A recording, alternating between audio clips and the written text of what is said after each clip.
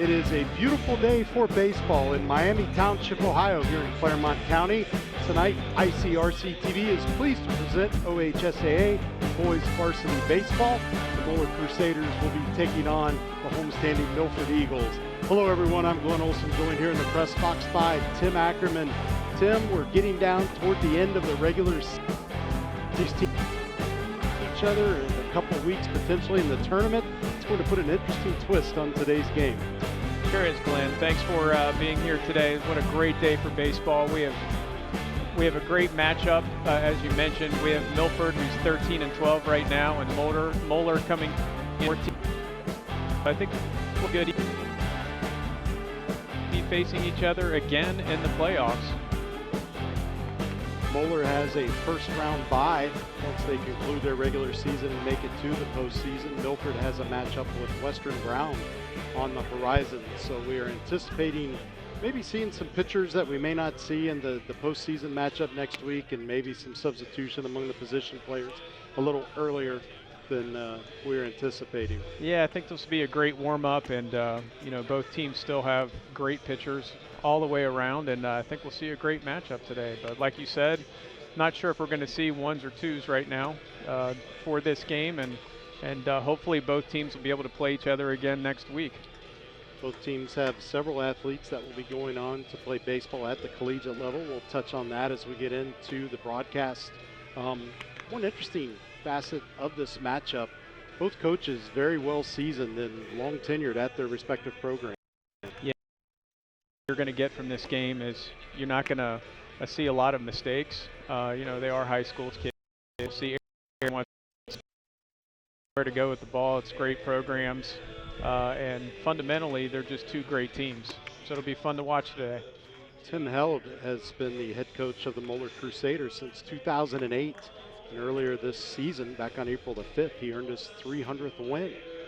That's amazing, Glenn. And just to get that many wins in that short period of time, he just has done an excellent job at Moeller. And as you can tell from the records that they have every year, so they're a fun team to watch. Tom Kilgore, has been at the helm of the Milford Eagles for 32 years now, which is just remarkable for a public school head coach in a varsity sport, I think. Yeah, Tom has done an excellent job at Milford as well, and has many conference championships, and has taken a few teams to the state as well, and has done fundamentally an outstanding job here at Milford. It's a hotbed of baseball here in Milford. Your umpires today behind the plate, Tom Van Wert, and in the field, Jeff Bailey. Just about set for the first pitch from Simon Bargo of Milford, getting the start today. Leading off is Cole Riemann for the Crusaders. First pitch down in the dirt inside for a ball. Simon's a sophomore coming in today, and he has an 0-0 record and 1 save. He's got 16 strikeouts and a 5.0 ERA with 1 save. Right-handed hitting Riemann, waits the second pitch, makes contact, tried to check a swing. It's right back to Bargo and an easy flip over to the first baseman for 1 down. Left fielder, number 19, Toby Huber. Good start for Bargo. Can't ask for anything a whole lot easier than that. Simon's done a nice job this year and has really come around, especially in the second half of the season, and is pitching well for Milford.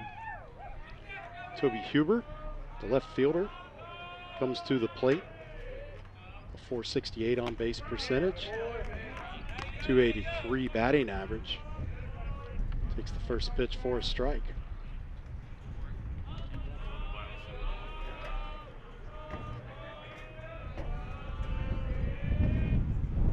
Second pitch is low and away.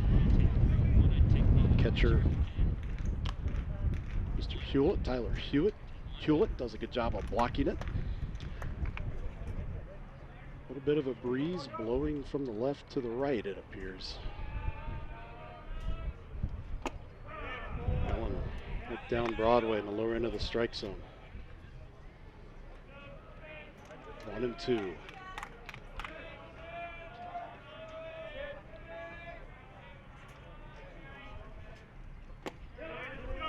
Just a bit outside. Hewlett thought he had that one. Thought that was a called third strike. It was a little outside.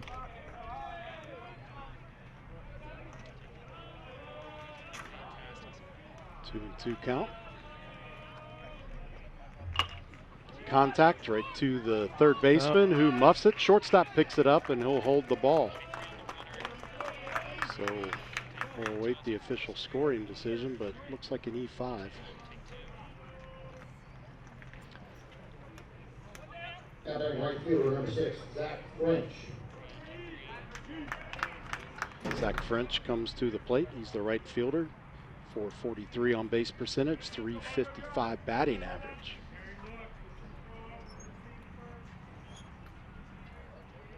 One away here in the top of the first. Fargo takes a look at the runner. He has a nice lead. Will chase him back.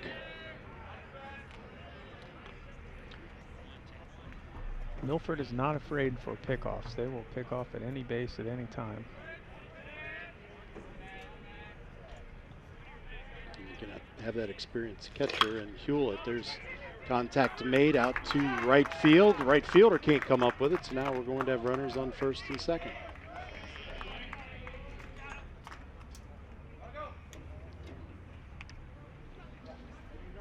So good starts for the first batter. The last two have made pretty good contact against Bargo. See if he can settle in here.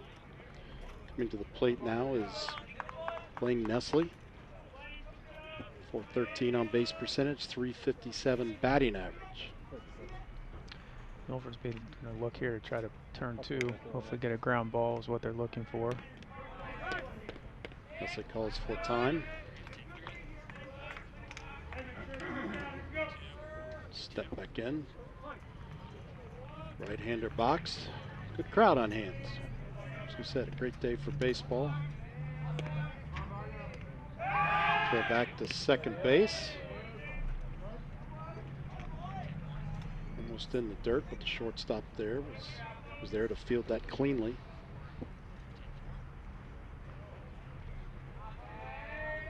It's Bubba Baker back there in that shortstop position. Bubba's done a great job this year at shortstop, been a real leader for the team. Nice. Not only with his bat, but also vocally, and just his leadership skills have been outstanding this year. Nice pitch on the inside corner by Bargo. It's out in front, 0-1.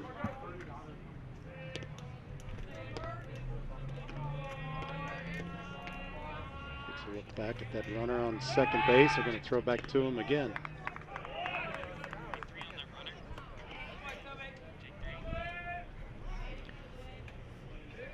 Two good ball clubs like this, you have to think runs could potentially be scarce, even though we're playing some guys that may not ordinarily play in a game like we're going to see next week in the postseason if that ends up happening. But runs will be precious, I would think. Guess it calls for time again. Like a lot of high school games, and really any games in baseball, it comes down to the number of kids you walk and errors. So much as they can limit those, I think you would see a low-scoring game today. Nice move. Fake on the throw back to second base. Chasing Huber back. I think they've got his full attention now.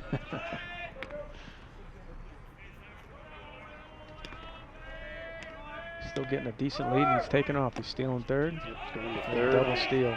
Both runners will advance, and the pitch was low and outside for a ball. Count evens up at 1-1. Two runners in scoring position now.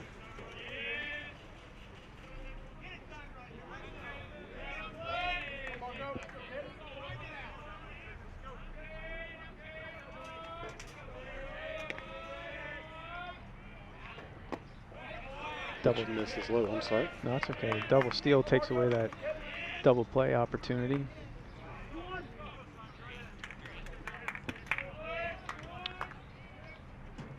Milford still playing deep with a man on third.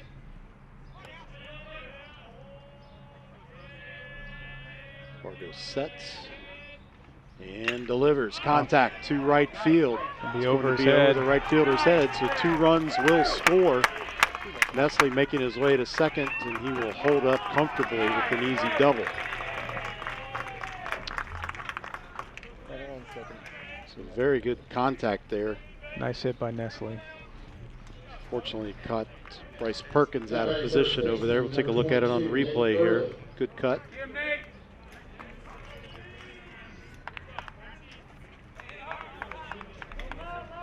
First baseman comes out to give Fargo some encouraging words. It's Chase Harrell. First lefty we've seen so far for the Crusaders, Nate Early. 290 batting average coming into this evening's game. Oh, right back at the pitcher. Yeah, right back at Fargo. It's going to be fielded by Baker and over to first base. Nice play by Baker. Sure was. Fargo, as quick as he reacted, I don't think he had much of a chance to come up with that. No, that just missed him. It was a well-struck ball, as Yes, they it say. was. 2 away. Runner on third base. Brings up Clay Burdette. You see that in the replay. He went for it. He almost got that. Yeah, he made every effort. Just came back so quick.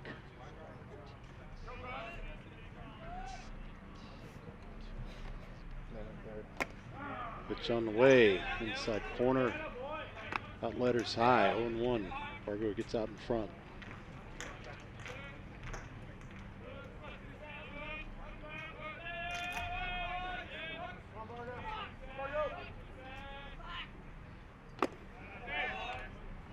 Hard thrown ball. This is low and away. Hewlett did a good job to move over to his right side and keep that one in front of him, rather. Tyler's done a nice job this year of keeping balls in front of him.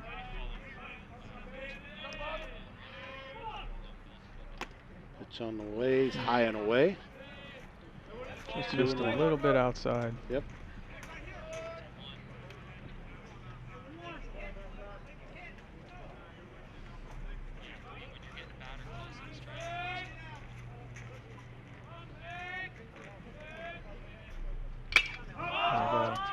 Fly ball to right field. Perkins is under it. That's a third out. That will do it. So good start for the Crusaders. They did. A couple of hits and a couple of runs. Yeah. About in front 2-0.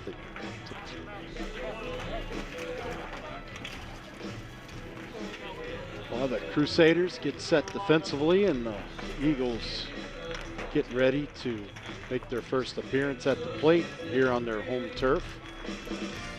Come up with some keys to the game. Tim, walk us through these. Yeah, so last meeting was May 18th, 2017. A long time ago, we had number 13 Milford at the time defeated number 1 Moeller in the district semis. And Moeller needs 2 to 3 innings pitched from various pitchers today to get through today. They've had 6 games in 6 days. Also, Milford is going to try to crank up the heat, and they have 7.25 strikeouts per game, which is 3rd in the ECC. So both teams playing a lot of games this week, prepping for next week's tournament draws. Take a look at the Milford starting lineup as well. Zach Sticky continues to warm up. See Baker at short. Mulgray's at third, Hewlett catcher, Carroll at first, Perkins at right, Frederick in the left. Mills at second, Frank's the DH, Hilliard's the center fielder. Of course, Fargo, the pitcher for the Eagles. Take a look at the Moeller lineup for you. Got through about 2/3 of the batting order. Freeman at center field, Huber in left, French and right. Got all 3 outfielders right at the top. Nestle, the shortstop, early at first. Third. Manley behind the plate. Ray Montana, the DH, and Langenkamp, second base. Baker's coming in hitting 409. in the leadoff spot. He was moved to the leadoff spot earlier in the season, has done an excellent job there.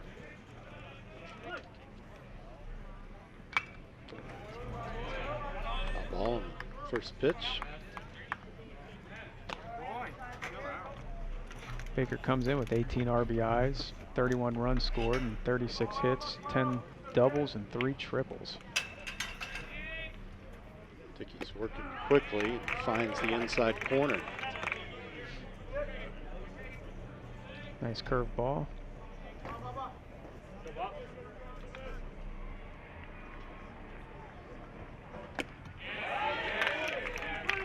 Going to appeal, and field umpire Jeff Bailey says he didn't go through, was able to check his swing. Bubba staying alive at 1-2. Take a look here and judge for yourself. Looks like I think he, yeah, I think he held back. That one's guy looking on the curveball. Yep, going to drop in there.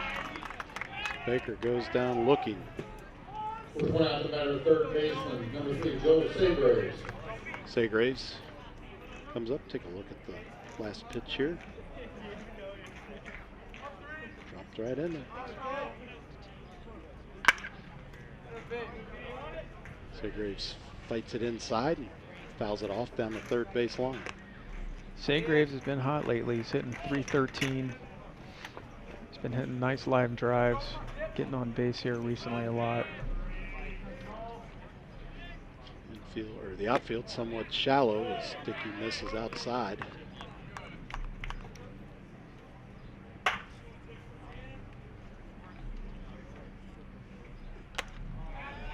one will be popped up and out of play. Dickey's appeared in 7 games for Moeller. He has 11 strikeouts, a 3.182 ERA. He's 1-3 in 11 innings pitched with 2 saves as well. This is low on that one. He likes to work quick. He sure does. Announcer's favorite kind of pitcher.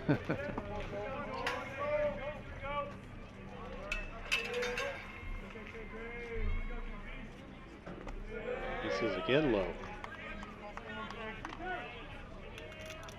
Seagraves going to step out and try to disrupt Dickey's rhythm a little bit. Dickey quickly comes to the plate and finds the bottom of the strike zone. 2 looking in a row.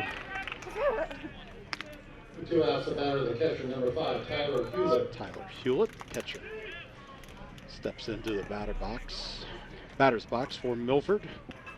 Tyler comes in hitting .338 this year.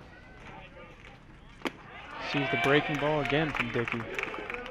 Dickey's found it. He struggled with it there. A couple of those pitches to Seagraves, but he found it to get him looking and just managed to keep it there. Hewlett chases one. It's behind 0-2.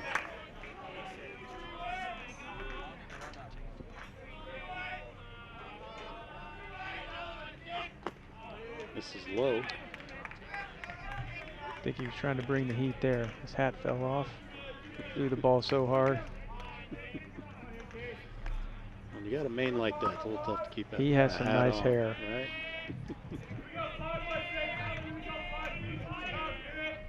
Here we go. There's a breaking ball. Take a look at the last 3 pitches that Hewlett saw that ended the inning for the Eagles without allowing a runner to reach base. It's 2-0 Moeller at the end of 1 here from Milford High School.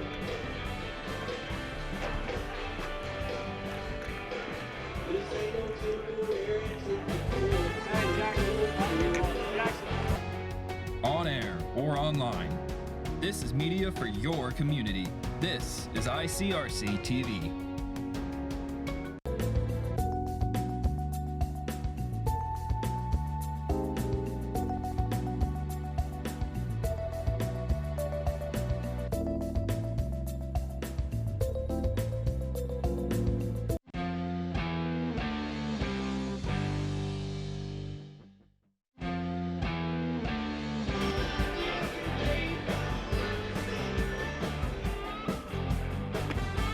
Welcome back to Milford High School for ICRC-TV sports coverage of boys varsity baseball. The Moeller Crusaders against the Milford Eagles. Moeller out in front, 2-0. Nathan Manley comes to the plate with a .271 batting average. Leading off from Moeller, the catcher, number 5, Nathan Manley. Bottom third of the order for the Crusaders we're going to see here at the top of the second. Lots of chatter coming from that Moeller dugout. Inside for the ball.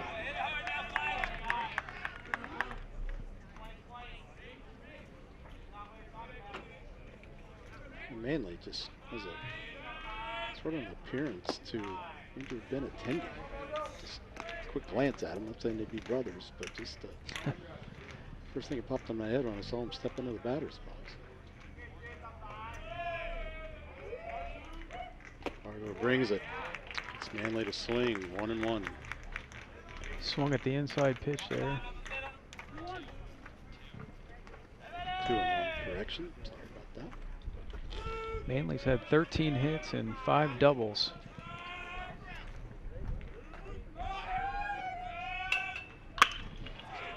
Hard hit ball, goes foul down the third base line. Fought that one inside. Evens up the count to 2-2.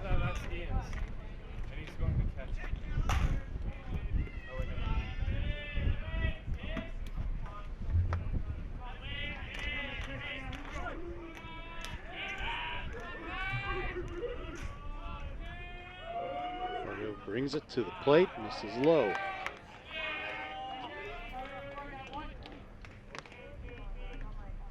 Finds that, seems to have it in the right spot toward where he's wanting to place it on the plate, just can't get it there at the bottom of the strike zone. Gets by the diving third baseman and be an easy single. It's a nice hit by Manley there. And right into the hole. Next up from Moeller, designated hitter, number 21. Replay here, good contact. Third baseman made a valiant effort at it. Segraves, but just got under him. Stepping into the batter's box is the designated hitter, Max Tremontan. 278. The .316 on base percentage. Misses for a ball. Fargo starting off with his off-speed curveball.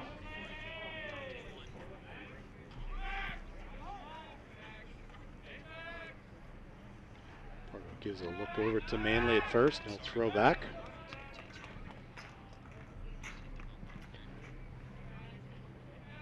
Manley does have 4 stolen bases on the season.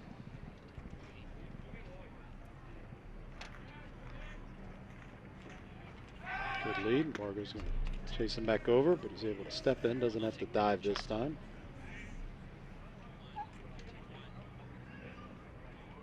Good look there at Fargo.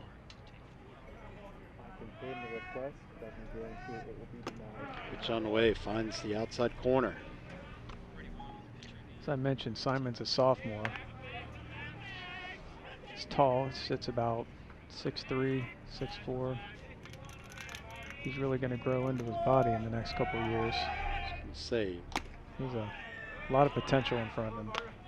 Always struck me that taller pitchers have an advantage. Sure, he still has a little more growing to do. Yeah, they tend to can get a lot of pop-ups and grounders if they can get the right arm angle coming to the plate. And you look at guys like Randy Johnson. Some of you younger folks watching may have to look him up, but for Tim and I, one of the taller pitchers I remember from back in that era. I think Randy Johnson was between 6'8" and 6'10". Yeah, absolutely. Manley takes off. Fuel, a high throw. It's over the shortstop's head, and the second baseman can't come up with it either, but Manley's going to stay there. Get his 5th stolen base for the season. And Moeller's going to be aggressive on the bases. You see Hewlett's throw comes in over the shortstop's head just a little high. Okay, 2-2. Trey Montana still in the batter's box. No outs. Trey Montana's hitting 278. Oh, curveball hung high.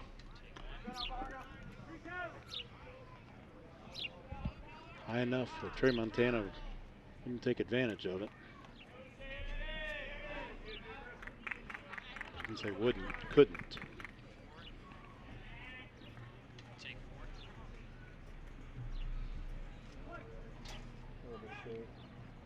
Manley on second base. No outs in the inning for Bargo. Bring it to the plate. Popped up and easy. Right back to Bargo. The easiest ones he'll get all day, Tim. It sure is. It's really important to try to keep those guys on first base too, to keep your double play option available. Philip Langenkamp, the second baseman, steps into the batter's box, hitting 256.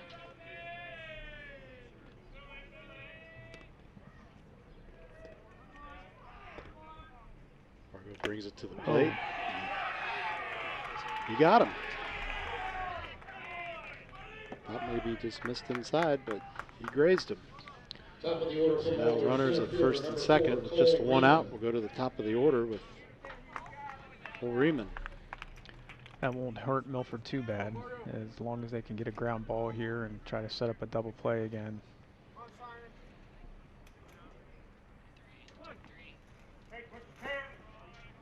Riemann did ground out in his first at bat. So back to Manley. Boy, Bargo almost threw that past the shortstop. Threw his curveball back to his shortstop there.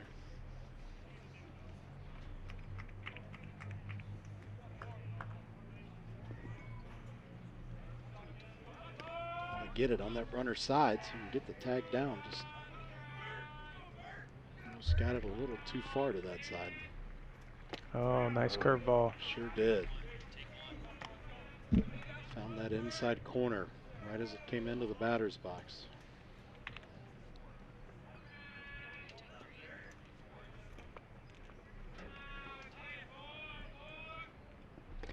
Getting a good lead at second. Shortstop sneaks back in. Bargo brings it to the plate. Fly ball is going to go foul, or it'll be chased down. Bargo did his job. Also went and covered third on that foul ball. You know, Glenn, that's something that you don't always see, especially in younger baseball. People knowing their positions, fielding their positions correctly, and knowing where to go when the ball's hit. Right. Long-time youth baseball coach, it's tough to get that ingrained into the players. It sure is. Especially at the rec and not-hole levels. 2 away, runner on second. Huber at the plate. Reached on that error back in the first inning, eventually scored. First run of the game. Courtesy of French's RBI. Or Nestle's, excuse me. It's hitting the gap. Yep, in the gap in left center field. It will score 2 runs. Right fielder Perkins just now comes up with it and they'll throw it into second base.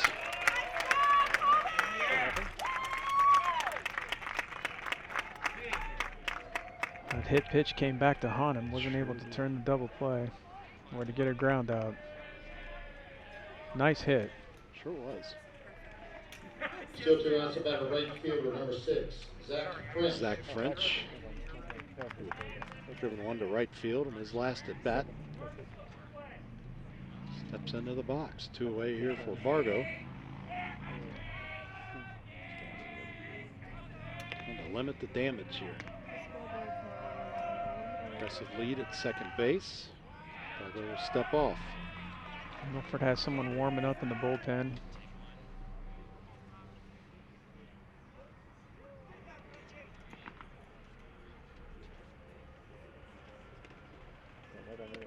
Looks back, and Huber hardly flinches. Fake the throw back. French steps out.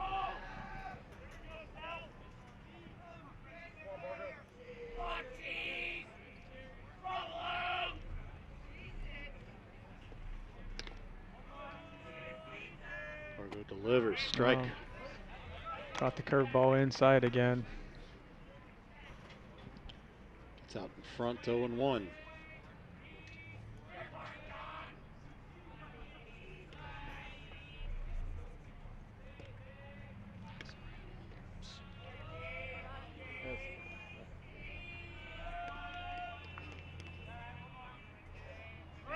Brings it to the plate. Contact made. It's going to be out of play on the first base side.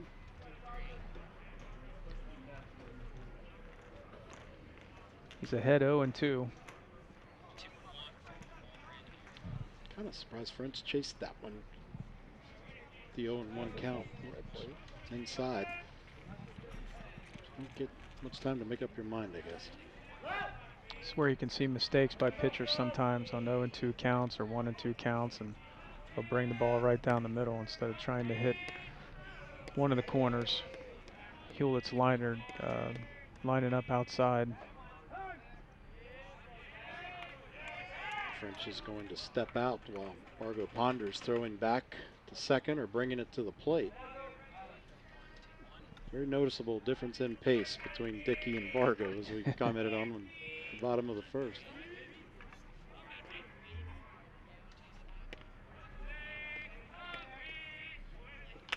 Bargo comes quickly. This one's fouled back out of play. Got lucky on that one. Hung a curveball right down the middle.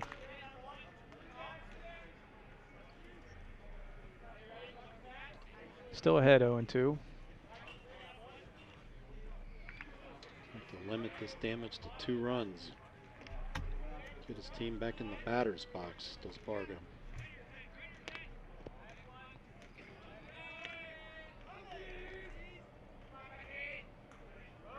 Brings it to the plate, fouled out again. We credit French for a good at bat. He's making contact and keeping it alive despite being down 0-2. He's making him work, get his pitch count up.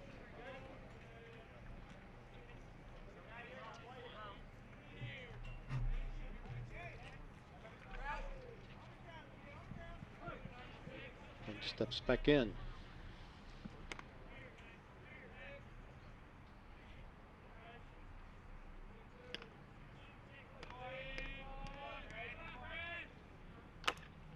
Contact, another foul ball. Stays alive.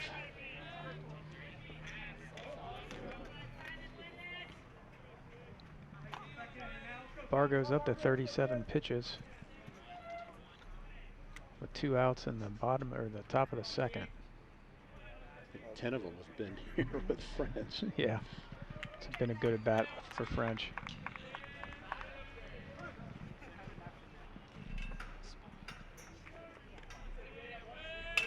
Still has him 0-2.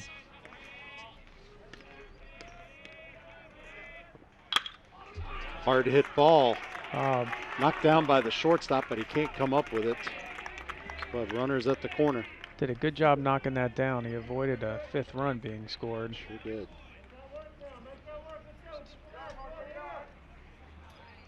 Take a look at the hit. Oh, hit ball.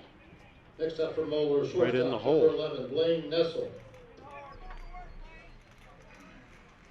Blaine Nessel comes in, made it to third base. His last at bat, not able to score. Hewlett's coming out and giving his first and third signal defensively.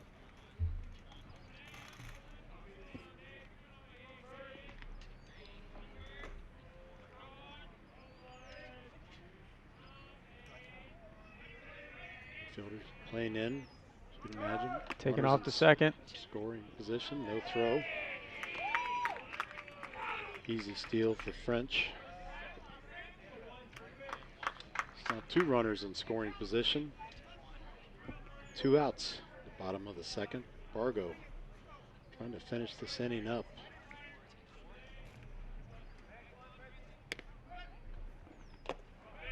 This is outside. Great job by Hewlett. Get out in front of that one.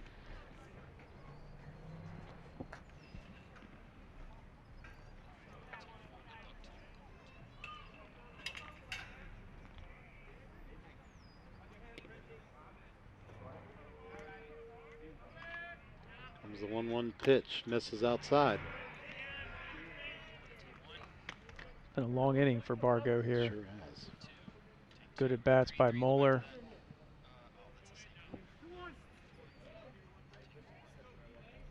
Yeah, French has, I don't know how many pitches it was, but good number of pitches against Bargo with the foul balls. Had 4 or 5 fouls.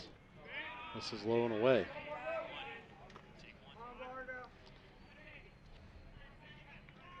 Now Nestles out in front, 3-1.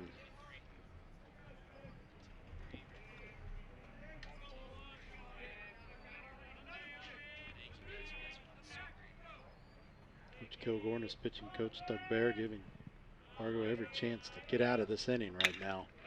It's a line drive up the middle. Hard hit ball up the middle, brought in by the center fielder. Loudon Hilliard. Hilliard's a freshman from Milford. And we are going to step away. We'll be back at the top or the bottom of the second. You're watching ICRC-TV Sports. On air or online, this is media for your community. This is ICRC-TV. Hey, sports fan! Did you know the OHSAA is among the national leaders in social media? Check out the OHSAA's social media platforms for news, tournament information, accomplishments, helpful links, and all the items available in the fan guide, including photos, DVDs, and publications. Check out OHSAA Sports on Twitter, Facebook, Snapchat, and Instagram. And who knows, you may be the next featured face.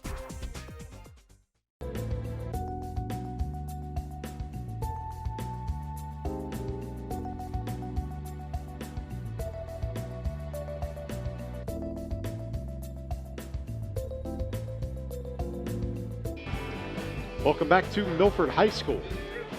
The Moeller Crusaders have a 4-0 lead over the Milford Eagles. Milford is 3 up and 3 down in the first inning. It's going to bring Chase Harrell, first baseman, to the plate, try to get things started for the Eagles. He's a lefty. Dickey did a good job in the first inning. He only threw 14 pitches, 9 of which were strikes. Amazing. So he's hitting the plate, which is all you can ask for a high school pitcher. First strikes. Milford does have the capability of big run innings. They've been known for that this year. Chase Harrell is another sophomore from Milford. Outstanding pitcher as well as a first baseman.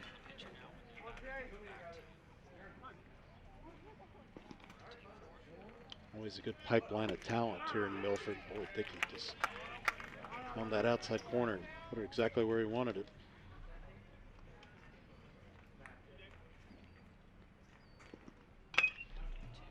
Ball's going to tail foul by about 3 feet. Yeah, both coaches in their pregame comments to us just commented how hard this year has been.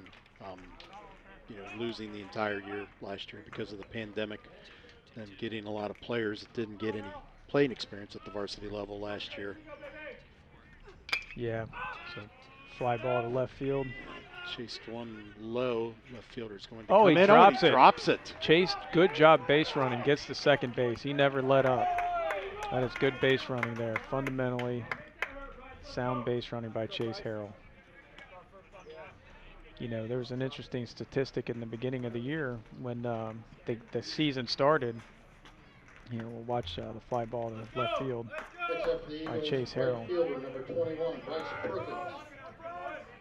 Cuba was trying to make a basket catch instead of getting the glove up in front of him, and it squeezed out of there. Chase never stopped running. Tries to check swing, but fouled off Bryce Perkins. We have not played high school baseball at the beginning of the season for 2 years. Yeah. Amazing.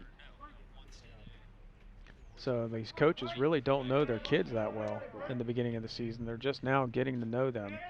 Oh, pass ball. Yep. Harrell moves to third. It's one of the few pitches we've seen Dickey miss with so far through an inning or so. Got Bryce Perkins up to bat, another junior for Milford. Long line of Perkins boys playing baseball here at Milford. There sure has been.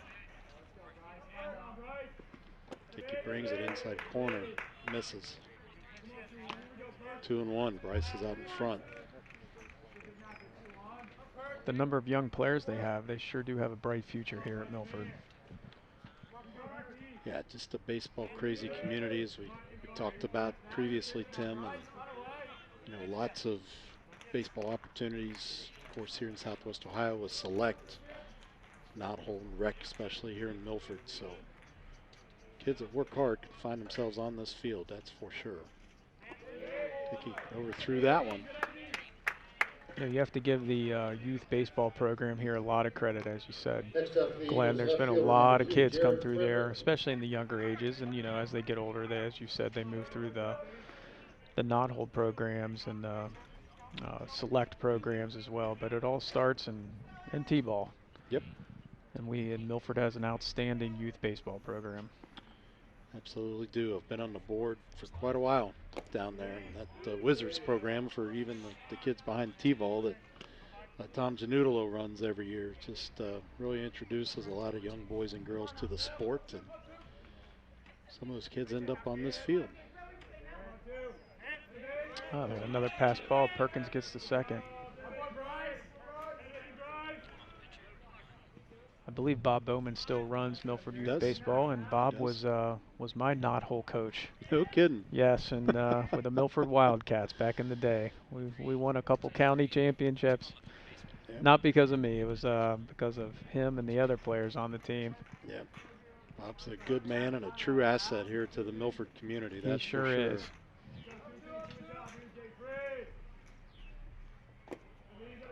You know, the pandemic has been hard on the youth leagues. The Milford Baseball Association made the decision to go ahead and play last year when some other communities opted out, and of course parents could opt out with their kids, having them play, but still had a pretty good turnout last year. Boy, right up the ball. middle. That should score too. Oh, he's going to hold him up. No, he bobbles it in center.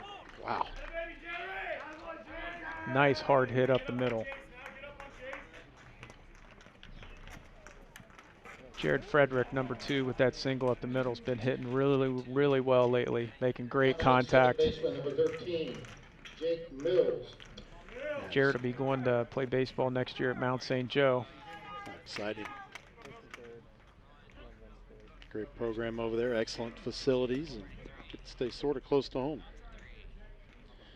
Jake Mills, second baseman. Jake's another junior.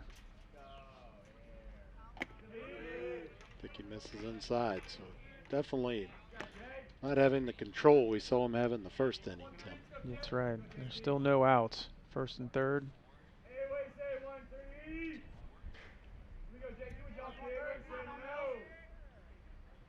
Dickey brings it, finds the bottom of the strike zone there.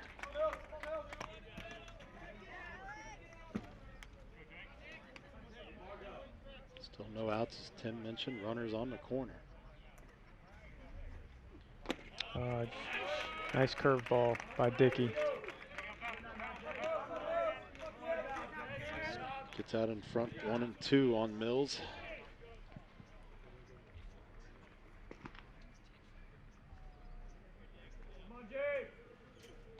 Misses outside.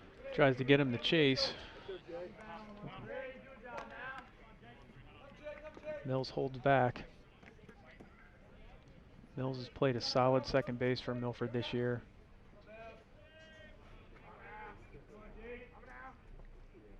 Oh, got him with the curveball.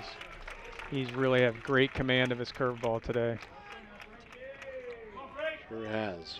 Bring another lefty to the plate, and Mason Frank, the DH. Another good name in Milford baseball. Let's see. Curveball getting Mills to chase. 4 strikeouts in the game now for Dickey. 2 looking, 2 swinging. Inside. 1-0.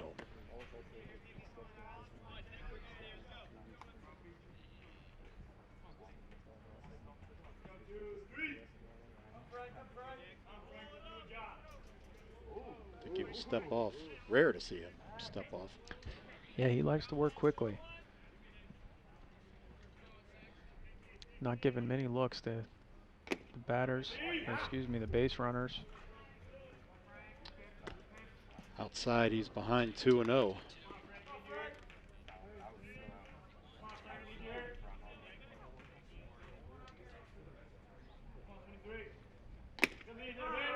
Good looking pitch there, right on the outside corner. Frank's not afraid to go the opposite side. Yep, first and third. You can slap one. There's a big hole at shortstop right now. Hit and run. Gets one in. Shortstop bobbles it, and Frank's going to make it to first. Milford's left with a men on first and second. Get 2 runs back, 4-2. Yeah, curious to see that one on replay. I think he might have been trying to check it. Nope, just took a good cut at it. Number 19, Loudon Hilliard. Shortstop just bobbled it. Looked like they had the hit and run on. Bring the shortstop to second. Open up that gap even more. Loudon Hilliard. A lot of upside. A lot of upside to Loudon as well. Loudon's a freshman. He's also pitching for Milford, and he has some good stuff. Look forward to watching Loudon in the next 3 years. Fouls this one off, and you know, we talked about how strong this Milford program is year in and year out for a freshman to make the varsity, let alone get some significant playing time. Must be a pretty tremendous athlete. It sure is. Just missed there. Milford's lower levels, JV and freshmen, are both having great seasons as well. So the pipeline is good for Coach Kilgore. Right down the middle.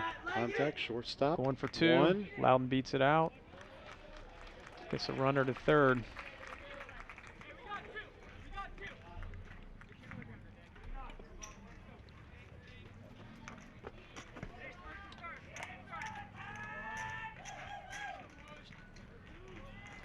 All right, back to the top of the order. Bubba Baker. Jonathan Baker.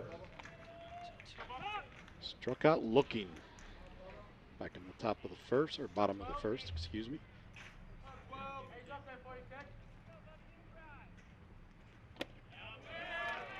Swing and a miss. I will tell you, Bubba is a competitor. Bubba's the nickname for Jonathan Baker that everyone calls him here. And I'm sure that he's thinking about his first at bat and making sure that won't happen. Dickey throws back over. Chasing Frank back. Hilliard, excuse me. Really enjoyed watching Bubba Baker play this year. Does a great job in the field. And just his intensity.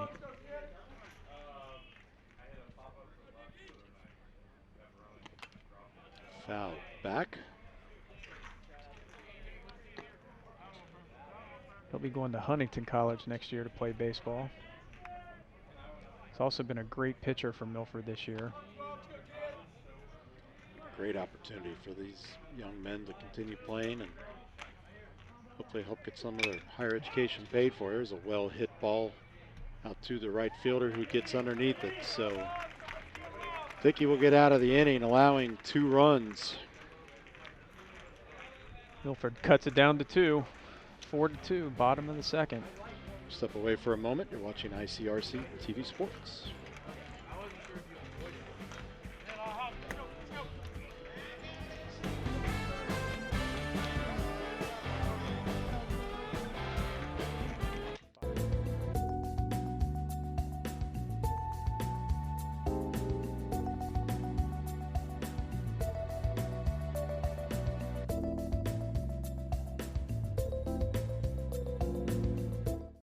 Today I'm going to talk to you about physics.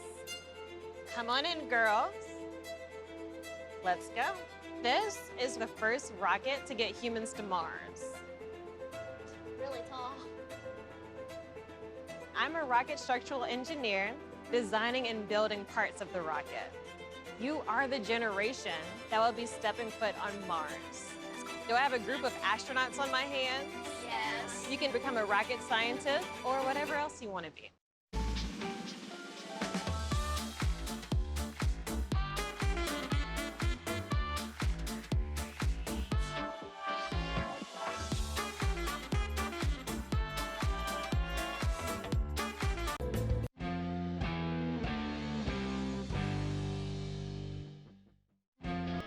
Welcome back to ICRC-TV's coverage of boys varsity baseball. Milford Eagles and the Moeller Crusaders. Glenn Olson and Tim Ackerman here in the press box with you at Milford High School.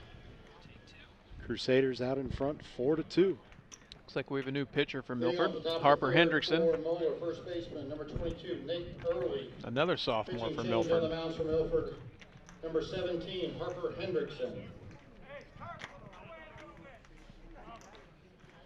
Harper has a nice fastball.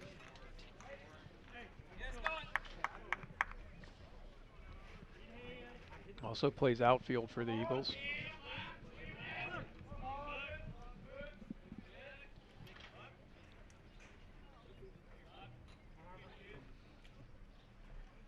Pitch on the way, misses low and away.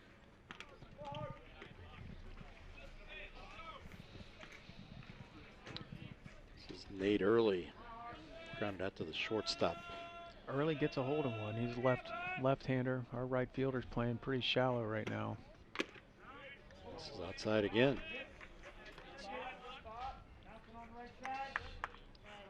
He's out in front, 2-0.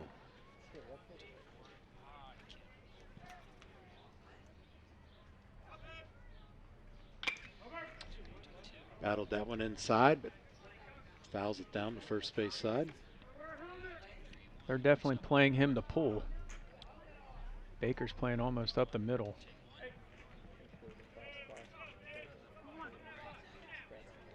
Yeah, shaded just to the second base side. Great observation. Pitch coming, fouled back. It's like his changeup. Might have been outside had Early not offered at it. 2-2.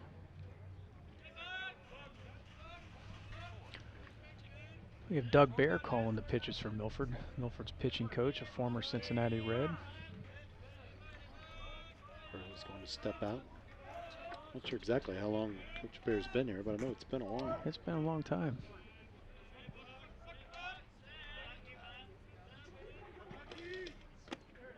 Inside.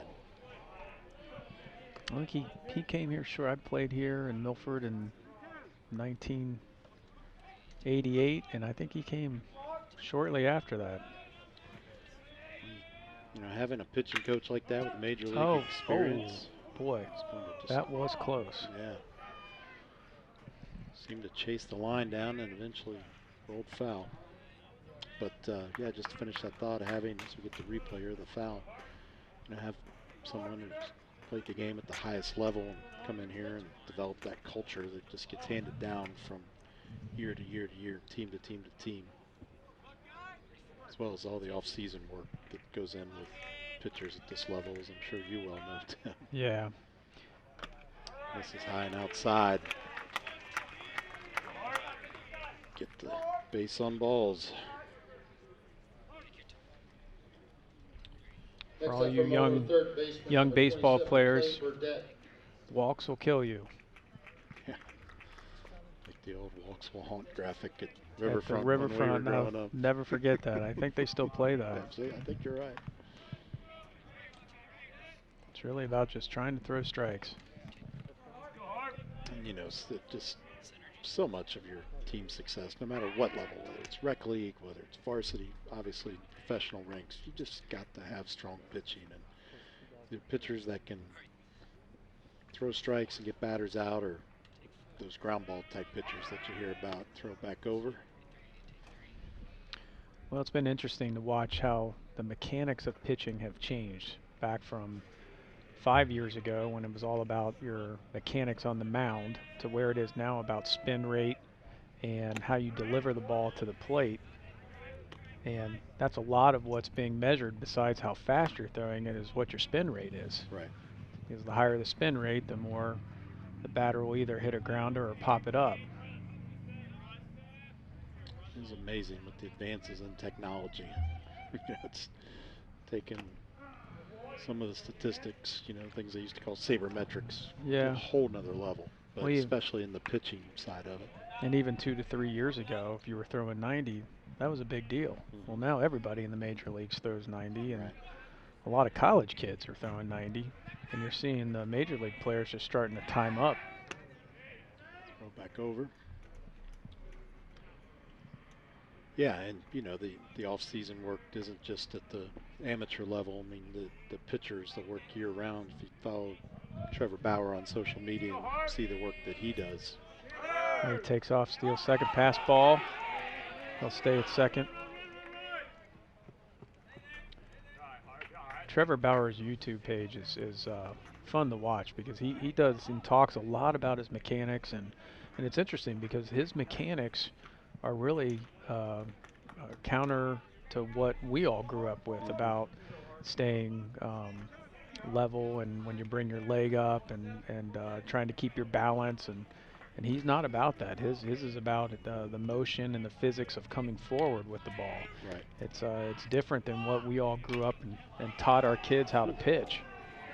Hot one over into the dugout. Based on the laughter, I'm going to assume everyone's okay over in the Moeller. He must have called a balk on that because he's got Early going to third. So you got Early, reached on a walk, advanced on a pass ball, now has a balk.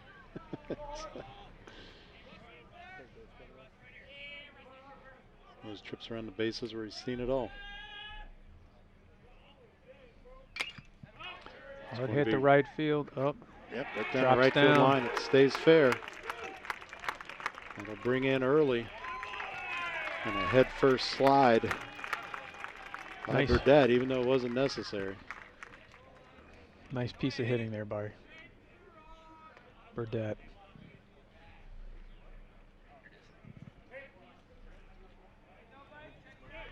Yeah, just don't have a good look at it from this angle, unfortunately, but just crushed that one right down the right field line.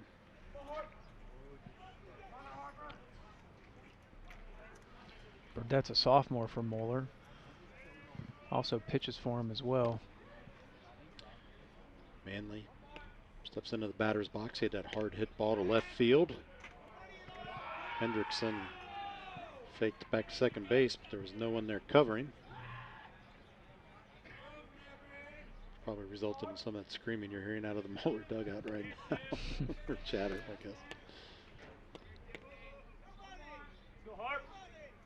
Hendrickson looks back, brings it to the plate. Oh, another pass ball. Yep, lost it in the dirt.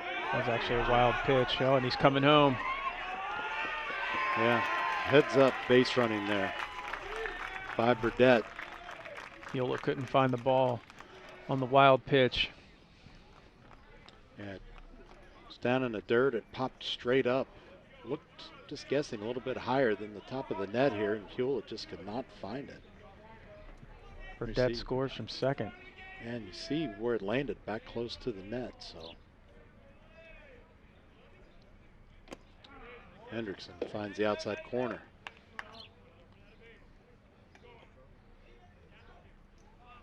Worst feeling in the world for a catcher when you can't find the baseball. Yeah. I don't know if he thought it bounced out of play, perhaps. He was looking for some help from somebody to tell him where it was.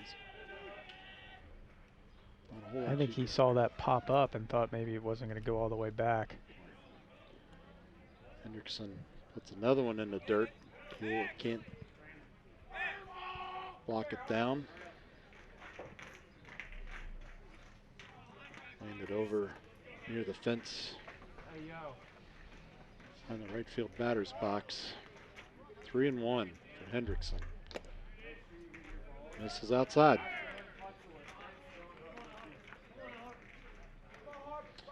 Quite the adventure on the pitcher's mound today, unfortunately, for the Eagles faithful. Next up, designated hitter number 21, Max Tramontana. Coach Kilgore's thrown 2 sophomore pitchers so far, and you know it's an opportunity for him as well to try to teach these kids to work out of these innings. So they have two years of baseball in front of them here. Tramontana popped up to the pitcher, Fargo, back in the 2nd inning.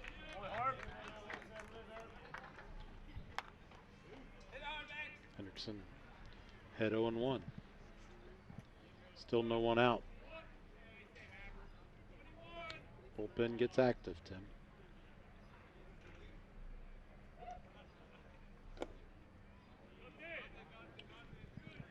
Missed outside again. We got Brandon Neff warming up in Milford's bullpen.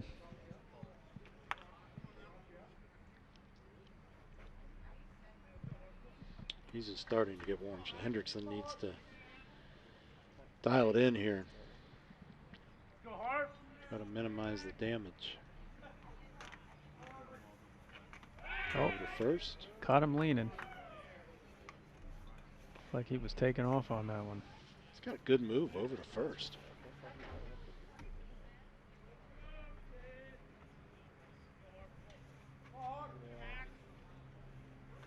And he takes off. Pitch was outside. Hewlett came up with it with plenty of time, but threw it a little bit high and a little bit to the shortstop side of second base. So Manley's able to advance. I believe that's his 2nd stolen base today. I believe so. So 1-2. Hendrickson out in front of the DH, Tramontana. Misses outside. Evens up at 2-2. Tries to get him to chase on the curveball.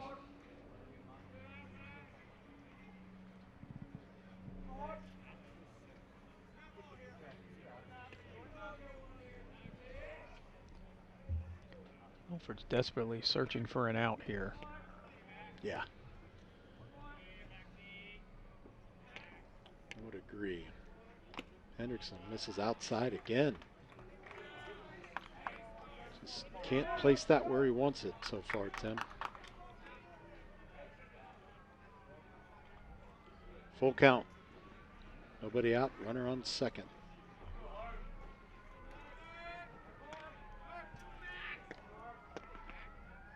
Hendrickson brings it. Oh, nice pitch up top. Sure was. Gets the strikeout. Some chasing the high fastball.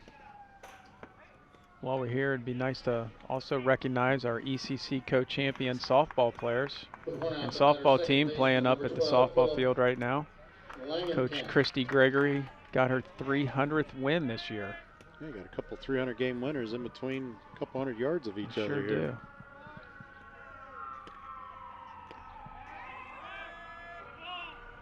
Hendrickson looks back to second, brings it to the plate. It's dangerous there. Looked like Bubba Baker wanted the pickoff move, and Hendrickson delivered it home with Baker standing behind second, leaving the gap open there.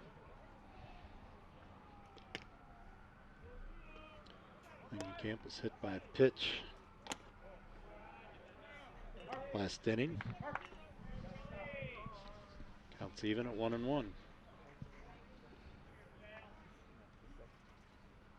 And, you know, just you can take our thoughts on baseball and translate them right over to football in terms of the talent pipeline and how successful that program has been year in and year out for Coach Gregory. Yeah, she's done an outstanding job.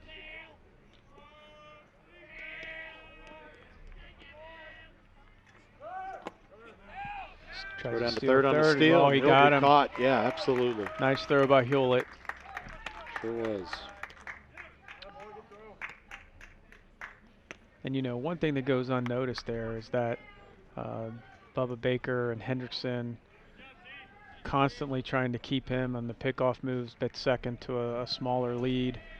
You know, that one step matters. Absolutely.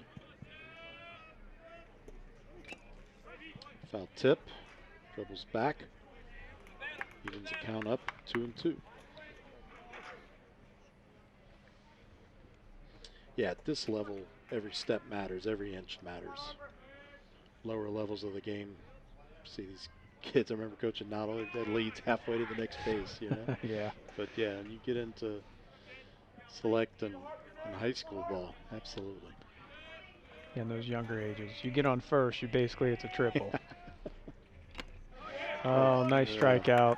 Nice job coming back by Hendrickson. Yeah, sure did. Really worked hard to get out of the inning. So take a look at the attempted steal. Chase Hewell was able to gun down Manley. Thanks to our producer, Josh Semsrott. Great throw by Tyler. Joel Saygraves easily puts the tag down. Step away. We'll be back in just a moment. You're watching ICRC-TV Sports. On air or online, this is media for your community. This is ICRC-TV. Roll over. When you adopt a shelter pet, you discover all the things that make them unique. And your mother. They're a little bit of a lot of things, but they're all pure love.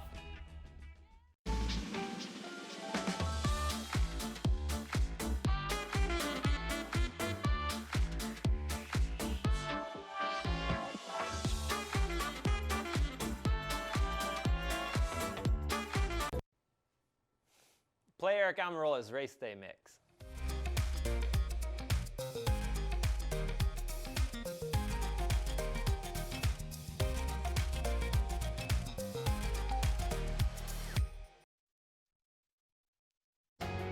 On air or online, this is media for your community. This is ICRC-TV.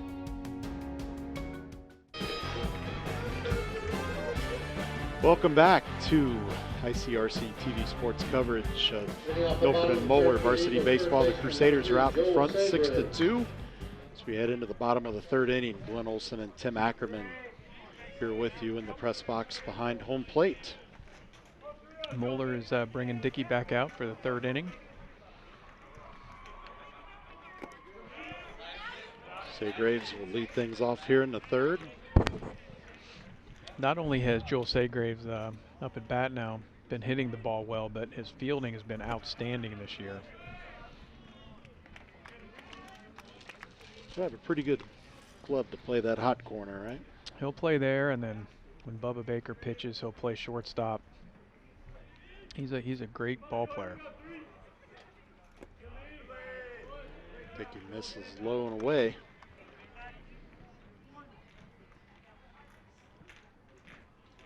Joel was on our team in select baseball years ago.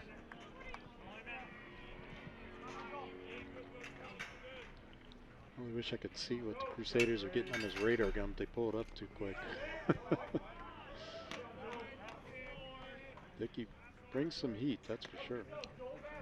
I'd say he's probably throwing in the low 80s right now. And he brings that curveball in the 70s. It's really throwing Milford hitters off. Fastball fouled off. You know, you talk about the tells sometimes, and you know when Dickey's bringing that fastball, 'cause he throws out of his shoes. He sure does.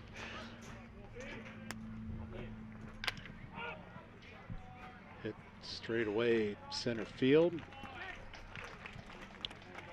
Saygraves is retired. We have fate. You know, you see that a lot, Glenn, in high school pitchers still, that your off-speed pitch and your arm speed is supposed to be the same speed as your fastball. But you'll see kids in high school still, they'll slow their arm speed down and really give away their off-speed pitch. Dickey's not doing that. Dickey's doing a good job with his arm speed, and especially on his off-speed stuff. So it's making it difficult to determine for the Milford batters when that's coming. And then we talked about this quick pace he's working at as well. Let that one get away from him a little bit. It's behind 2-0. Tyler Hewitt, who struck out swinging back. It's the third out of the first inning. Hewlett out in front 3-0.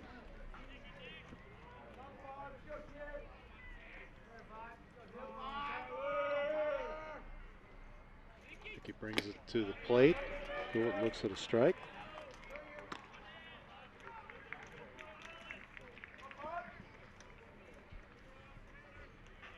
Dickey again quickly. Hewlett battles it inside. Grounded to the third baseman. Fires it over to first base. So Hewlett is retired on 5-3. The 2 outs, the batter, first baseman number 10, Chase Harrell. Chase Harrell reached base on an error back in the second inning. And she ended up scoring thanks to a pass ball along the way. Chase has some power and has the ability to hit a gap here. Offers a 1 outside. 0-1. Dickey's up to 57 pitches, 2 outs in the bottom of the third. This is outside.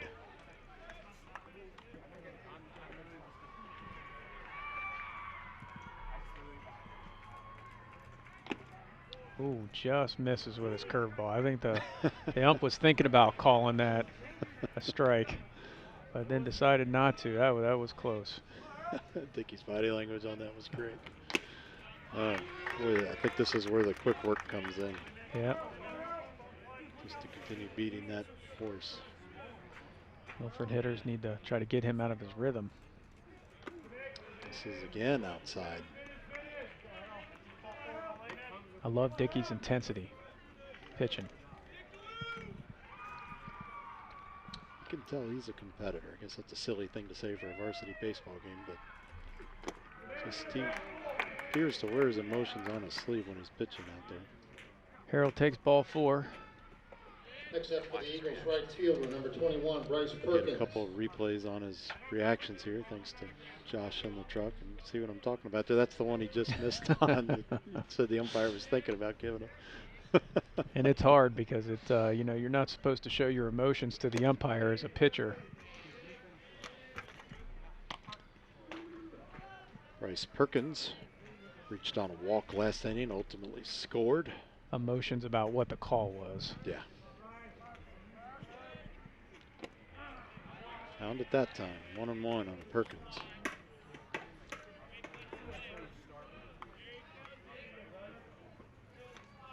Perkins has been hot of late.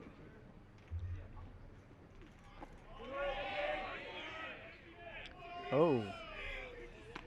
Any win on that one? I think he called that on the check swing because that did not look like a strike from a pitch perspective. Yeah, it looked low, but and he wasn't able to check a swing in time. So now Perkins is behind, and I think that hit Perkins on the bounce up, kept it from being a pass ball. take a look back here. This momentum just carried him through a little bit, it looks like. Didn't break his wrist, but got that bat out over the plate. Right. Oh. Nice pitch. Got him with the, looked like a slider. Great pitch. So Milford gets one runner aboard, but can't do much else with it. At the end of 3, it's Moeller 6, Milford 2.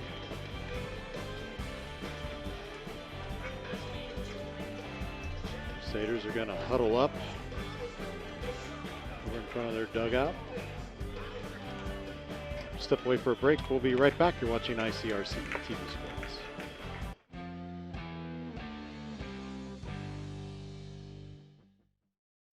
You made your house a reality.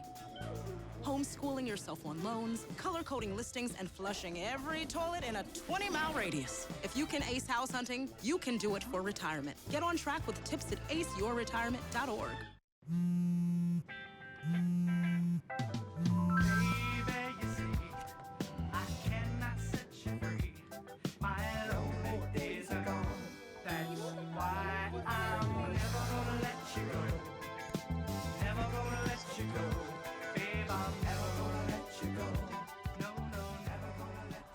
Here you go.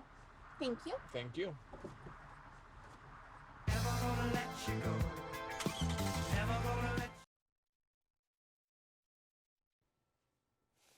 Play Eric Amarola's race day mix.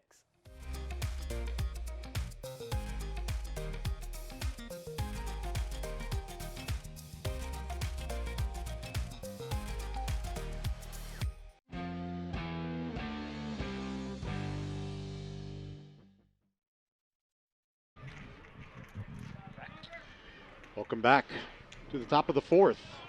Visiting Crusaders. Lead things off. Got Harper Henderson still pitching for Milford. Henderson, I kept calling him Hendrickson. I wrote it. It is Hendrickson. Okay, yeah, sorry. I scratched it quickly so I wouldn't put it past myself. Let's see if Chase Harrell can chase down that fly ball. High fly, and yeah, just a couple steps out in front of him, unfortunately. That was a tough angle.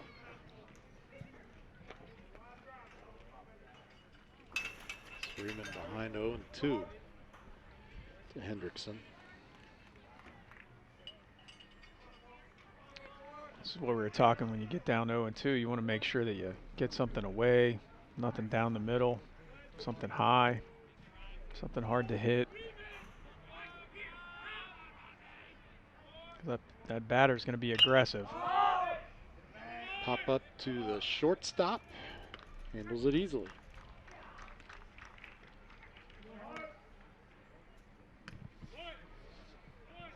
With the one out, the batter left fielder, number 19, Toby Huber. Bubba Baker recording that fly out. Toby Huber comes in. Scored back in the first inning. And hard hit ball to right field in the second. Made it to third, not able to score. Hendrickson misses away. Big news for Moeller here a week ago, finding out that they're going to have a new baseball facility built for them down in Miamiville, which is in the Milford School District. Not far from us. Dr. Timothy Krimchek wrote a pretty big check from what I read. Beacon Orthopedics. Yeah. They provide. Said advertising doesn't work. I took my son there back when he was playing baseball because of that. We didn't see Doc Krimchek, but we went to Beacon for sure. Doc Krimchek did my knee, and he does a great job at Beacon. Milford uses Cincinnati Sports Medicine, and they also do an outstanding job as well. A lot of good orthopedic practices here in this area. And that one's fouled off first base side.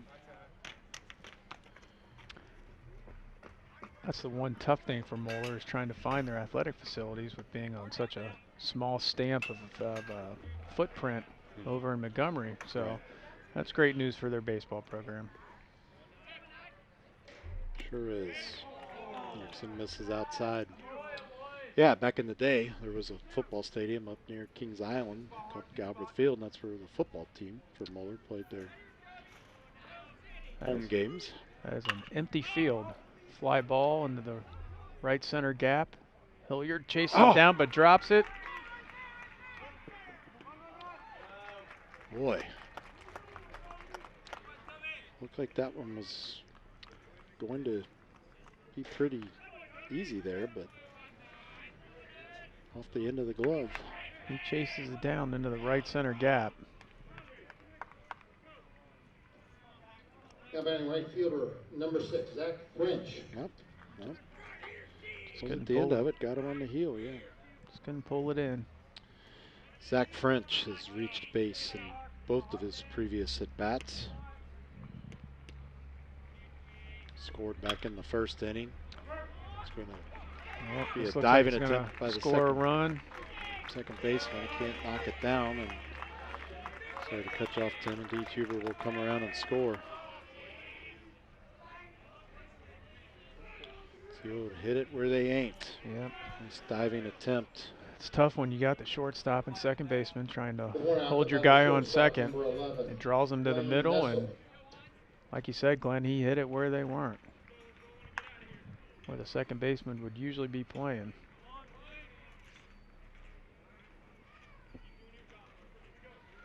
Yeah, but back to Moeller's facility, they're going to build down in Miamiville. The renderings I've seen are just absolutely beautiful.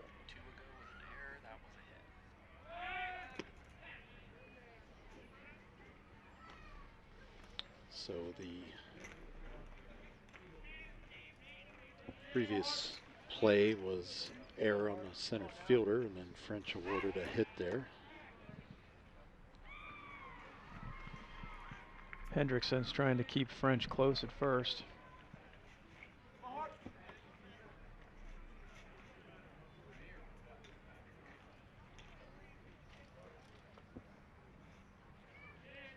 As you mentioned, we definitely have two different speeds of pitching. Runner's going. Hewlett's got the throw to the second base side, but couldn't quite get it on the money, and a good jump by French. Take a look at this here on replay. You see the quick jump, and Hewlett's throw comes in just a little bit high and a little bit too far to the right of the second base bag as we look at it. Message slow to bounce. shortstop. Yep, sorry, Tim. Oh, great play by Baker.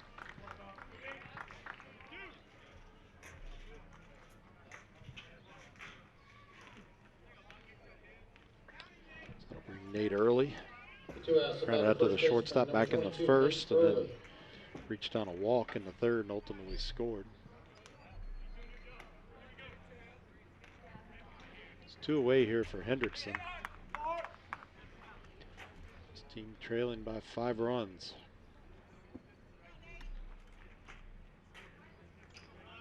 Good job by Baker that time, fielding the ball up the middle.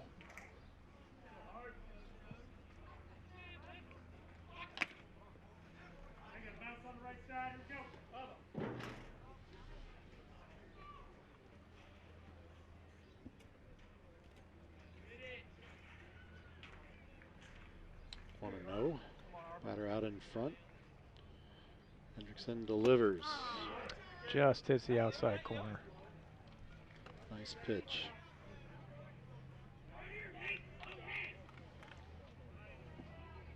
Thought it was going to be a little low and just got it, as you said.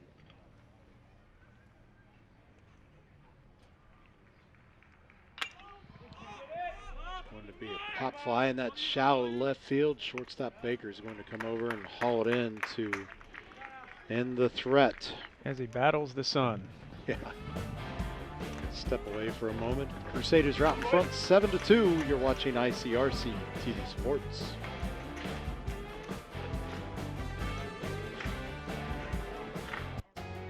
On air or online, this is media for your community.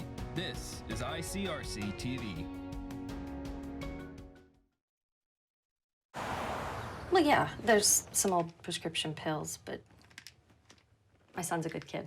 He's not going to look for them. 2/3 of teens who abuse opioids get them from friends and family. Don't live in denial, Ohio. Dispose of your leftover pills. You made your house a reality. Homeschooling yourself on loans, color-coding listings, and flushing every toilet in a 20-mile radius. If you can ace house hunting, you can do it for retirement. Get on track with tips at aceyourretirement.org.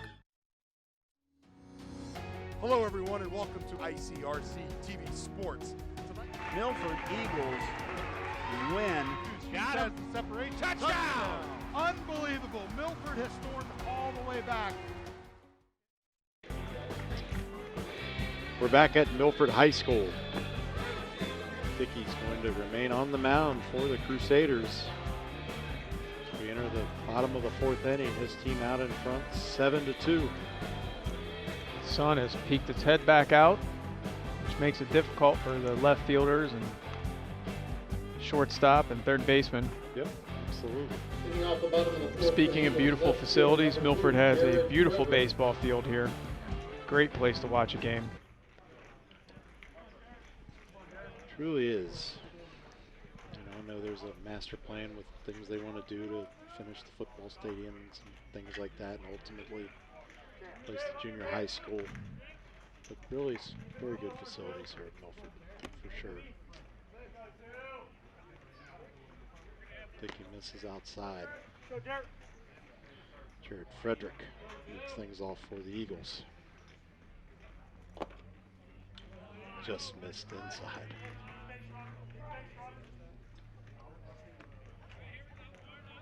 Jared always does a good job at the plate, working the pitcher, working the count. outside.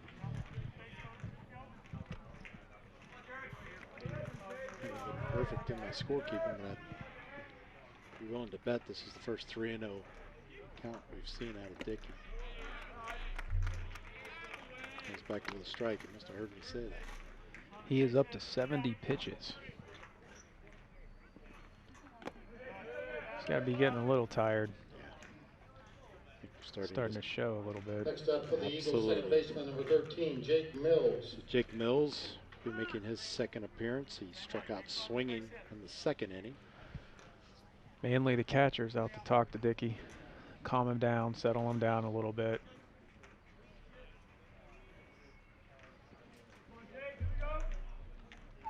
You know, one thing we have not seen so far, which is shocking to me, we're in the bottom of the fourth inning. We've not seen one bunt yet.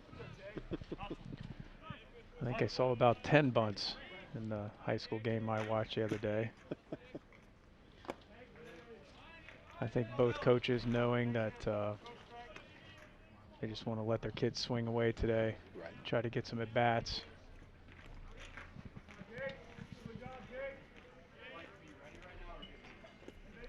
Pass ball. Sure is. Advance Frederick over to second. Both teams, the players that are getting on bases with walks, seem to be taking advantage of the pass balls. Got a timeout, and Moeller's coach is out to talk to Dickey. Hard to see from our vantage point here if there's any bullpen activity over there. They do. They have. Moeller's got someone warming up.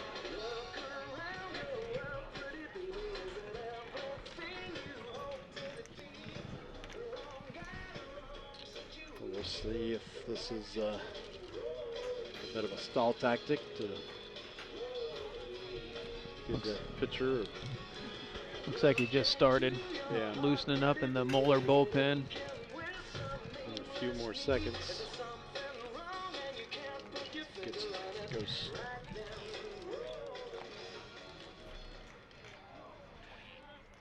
'28 Nate Gerke, excuse me. I should know that. Lives in my neighborhood.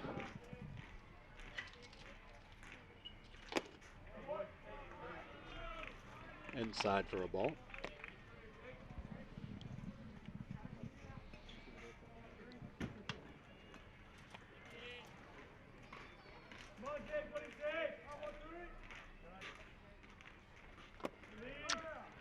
Ball 4. 2 walks in a row. Still no outs for Milford. Still no outs. The batter designated hitter number DH Mason Frank. Reached first back in the second inning and thrown out at second base. Mason's a good contact hitter. There's the first and second for the Eagles. Dickey delivers right down the middle. Smart for him to work the count. Dickey, I think, threw at least 7 straight balls.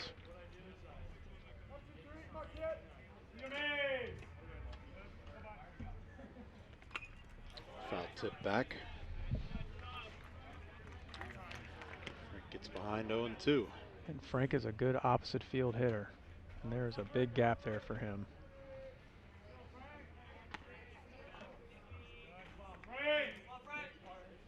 Oh, boy. Just missed a little high on that curveball. About 90 minutes into this game here. We're in the bottom of the 4th inning. No outs. Hard hit ball up the middle. Oh, bobbles it. Yeah, second baseman can't come up with it. So everybody will advance. Those high bouncing balls are difficult to field. They really time those up. And we've had a relatively dry week after Sunday, so the ground a little. Mason choked up on that just to make contact. Looks like he lost it trying to shovel it to second. Yeah, the field is in immaculate shape. Great shape. The cool temperatures and the amount of rain that we've had. Usually there's a decent wind here, but I'm not seeing a lot of wind today. Trees are blowing out in the outfield, but yeah, nothing that's rustling the tarp on the outfield all that much. Nice strike right down the middle. Hilliard. Just couldn't ask for a more beautiful day to play baseball. Yeah. I would agree. Oh. Pass ball's going to bring Frederick home. Mills and Frank will advance. Hilliard got in the way of just inadvertently stepped in the way of the catcher there, and that's what the catcher's discussing with the umpire, I would guess.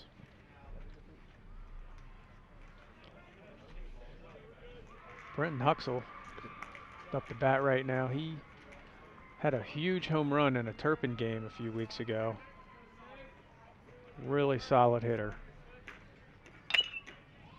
Gets one in the gap. Third baseman can't get it, but the shortstop comes up with it and makes an excellent play. Wow. Deep in the hole.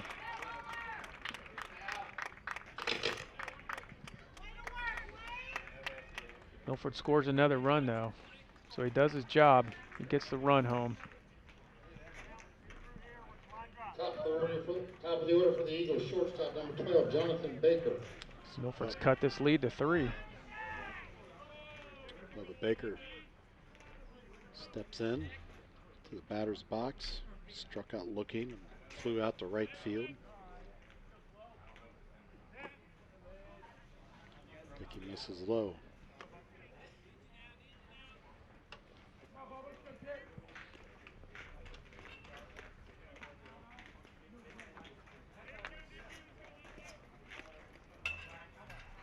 With one out, a runner on second.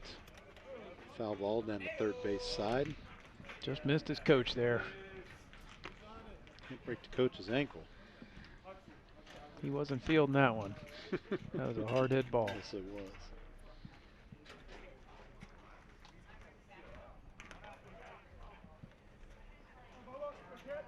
Dickey looks back to the runner at second, delivers. Baker was thinking about it. He sure was. Yeah, he held back.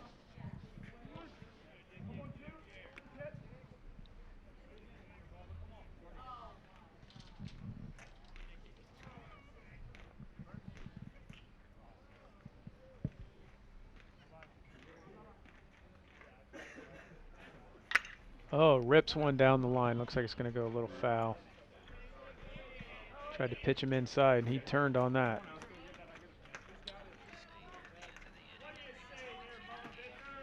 Well struck ball. Just trailed a little bit foul as it got into the outfield. Dickey is approaching 90 pitches. Amazing. I didn't think we'd see that, but with the lead and minimizing the damage, keep your other arms for the rest of the regular season and getting ready for the postseason. Yeah, for the rest of this week. I believe they have 2 games left this week. Yeah. Moeller does. Milford plays Friday against Coleraine. Another Oh, hard tried to hit pitch ball. him inside again. It's going to be in the parking lot. I'm on the one. Whoever's after me has to get that. I wouldn't have parked there. Right behind the softball field. I was thinking about that when I pulled in. It's like, Looks like Baker's got this timed up. I wouldn't be surprised to see some type of curveball here, even with a 3-2 count. Comes back with a fastball. chased it down low, puts it out into Baker right gets center. He might get 3 on this. He can't find it. He is. Baker's going to get 3, scores the run from second. Nice hit by Baker. Timed up that fastball. Just found that gap out there. Right center field. Baker's been doing that all year. Look at him. He's sided there, third base. Putting his 3 Still fingers one out, up. the batter, third baseman, number 3, Joel Looks like that Saber. might be it for Dickey. Well, an admirable outing for Dickey, regardless. He did a nice job today. High pitch count, good velocity, kept the damage to a minimum. Just ran out of gas at the end there. So we got number 28, Nate Gerke, coming in for Moeller. Nate's a fine young man. Played a year with my son in AAU basketball, and he's a great kid. It's good to see him out here. He is a junior. He's made 5 appearances this year for 9 innings, 1 save, 7 strikeouts, 4.67 ERA. So he'll get his allotted number of pitches, excuse me, to get warmed up. Yeah, heck of an outing for Dickey. Can't say enough about him. Garkey. Listen to them.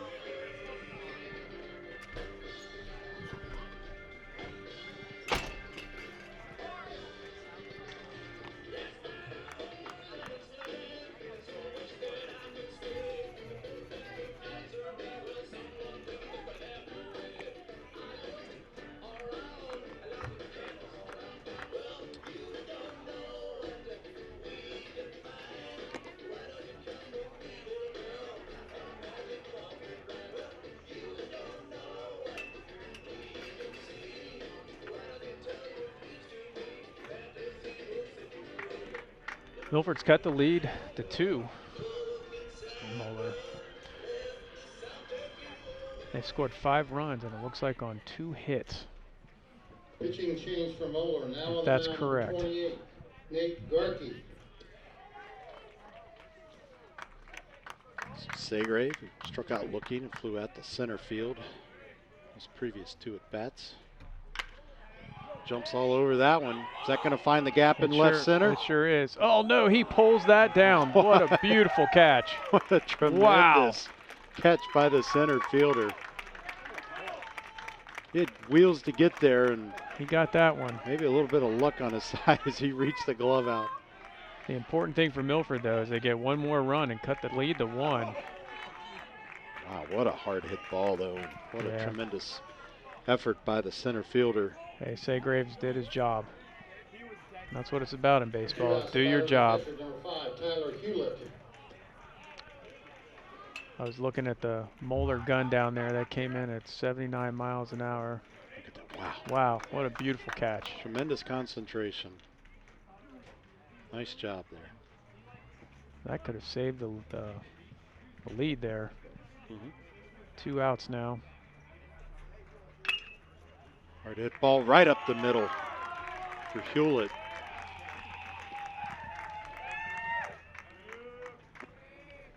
Milford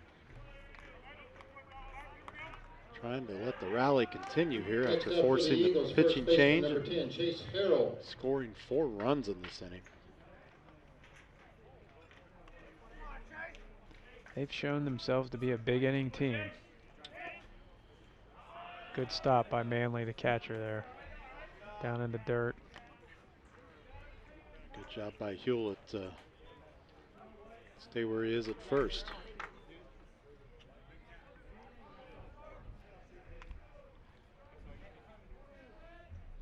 Harold, the lefty, settles in. That one misses outside. Harold does have home run power. He hit a home run earlier in the season.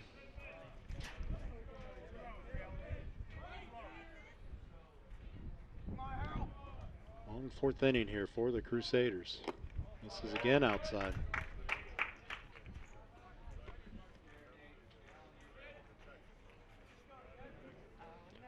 So it's 3-0. Harold way out in front.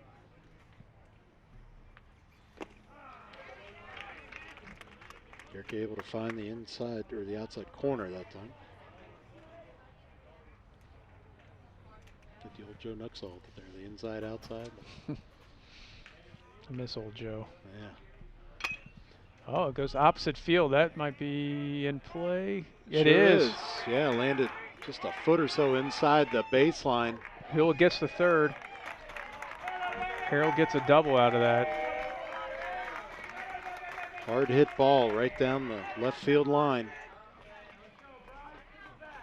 It's going to bring up Bryce Perkins. Reached for the walk and struck out looking. His previous 2 at bats. Perkins has had a few clutch hits here in the last few weeks in situations like this.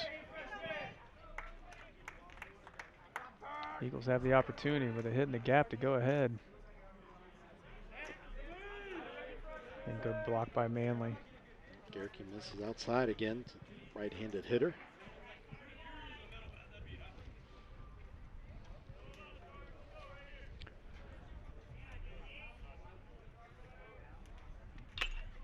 Well, this looks like it's going to be deep enough for the center fielder.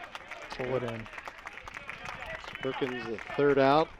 Fly out to the center fielder.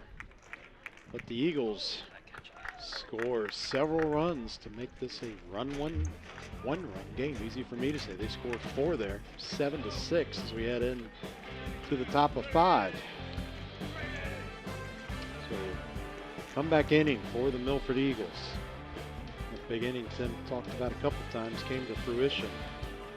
That catch by Riemann in center field, here it is. Fantastic catch. Just amazing. Step away for just a moment. You're watching ICRC-TV Sports.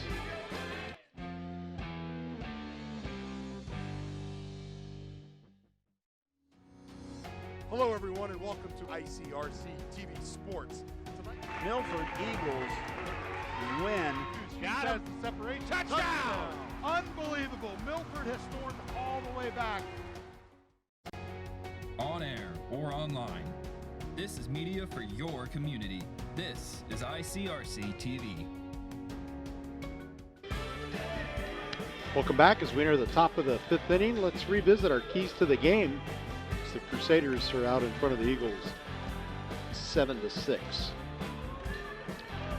Again, we had our last meeting several years ago between these two teams, and Moeller was trying to get several innings out of 1 or 2 pitchers, and they sure got that out of Dickey today. He did a nice job getting almost 4 complete innings in, which will help them because they've had or will have 6 games in 6 days to finish off this week and get ready for the Ohio High School Athletic Association tournament next week. And Milford has been cranking up the heat with strikeouts, but not been seeing a lot of those today. So got a new pitcher out there today, or right now.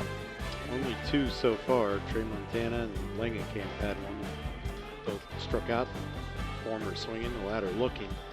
Got Brandon Neff coming in to pitch now, number 14 for Milford. Brandon's a junior. He's done a good job pitching. Leading off the top of the 5th. Milford has some tall pitchers. Third baseman, number 27, Clay Burdett. I think every pitcher's been 6'2" or over. Keep Coach Cameron up here. Got to keep him away from the pitchers. Want to get him on the hardwood.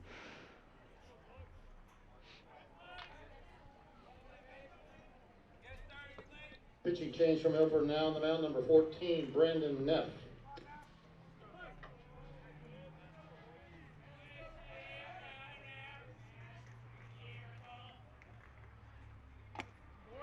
Nice fastball right down the middle.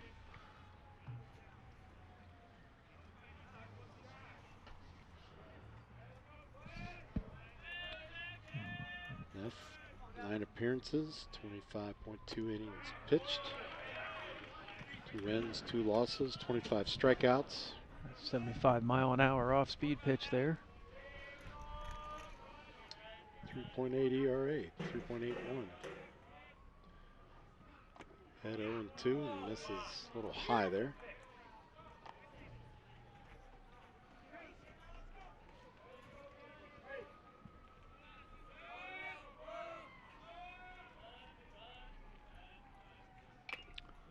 Wicked curveball Sure there. That's was. some nice movement on that.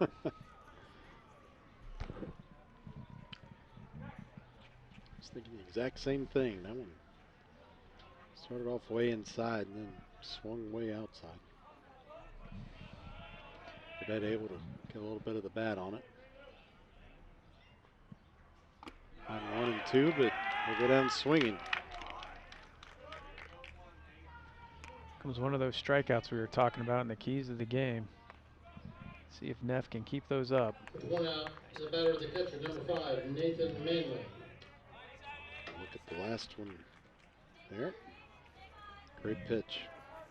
Nathan Manley comes in, had a hard hit ball down the left field line back in the second inning and reached on a walk. He scored in both of his previous appearances. One thing about Coach Bear, who calls the pitches for Milford, he will call any pitch at any time.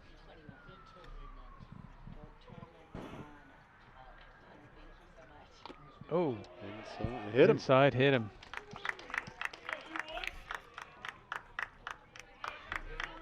Yeah. So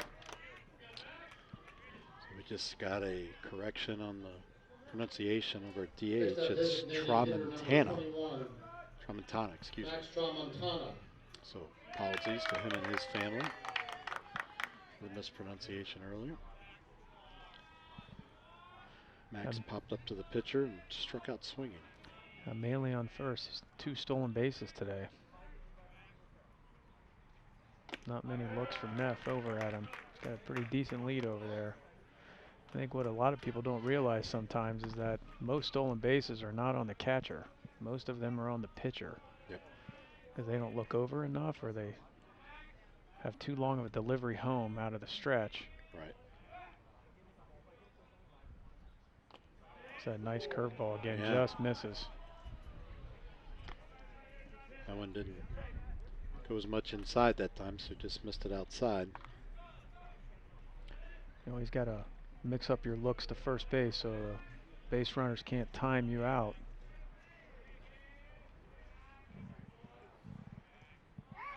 There's a throwback. I think odds are he's stealing here. It's 1-1 count, 1 away in the top of the 5th. Crusaders with a 1-run lead.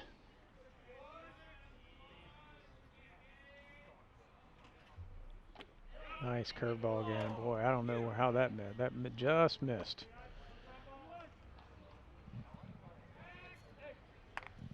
Two and one.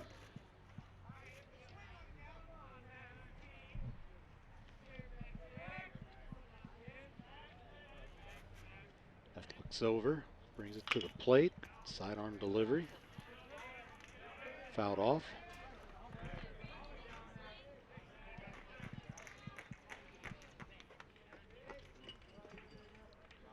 Two and two.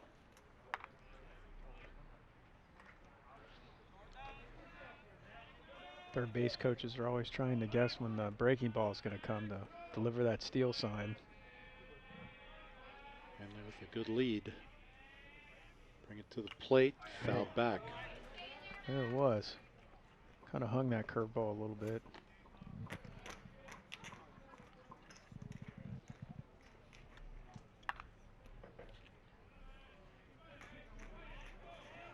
Battle here between Neff and Tramontana. 2-2 count. Rips one down the line. Fair ball. Yeah, just stayed fair long enough. Manley will reach third. A close play, but it's there in a head first dive to third. Very nice. Nice at bat there by Tramontana. Pitch hitting from number 34, Griff Cady. Go, Griff. Bring him in. So Griff Cady, a junior outfielder, is going to pinch hit for Langenkamp.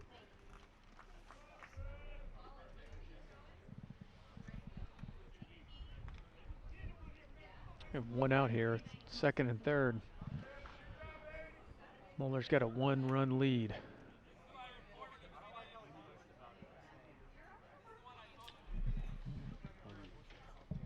Plate umpire Tom Van Wert trying to get the scorecard official.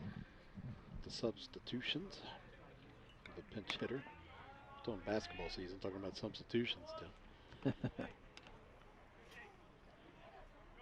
Cady here has played in most of Moeller's games. Some of the .314 average. 10 RBIs. Good look at Cady there from her camera in the first base dugout.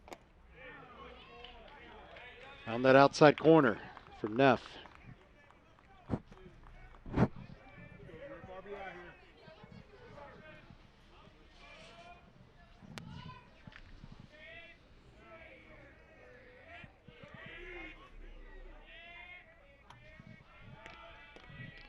Runners at second and third.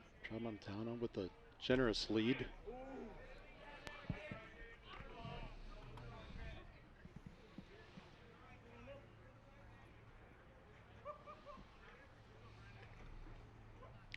At first base open, 1 out.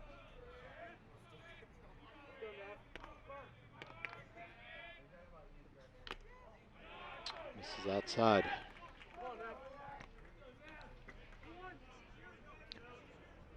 Moeller's done a good job of getting men on base every inning, getting themselves in a position to score. They have. You can tell they're a well-coached baseball team. Good baseball IQ. That one was right down middle. It's going to be popped out to center field. Get a run home. Yep, Manley will advance. Katie will get the RBI. Able to hold Tramontana on second.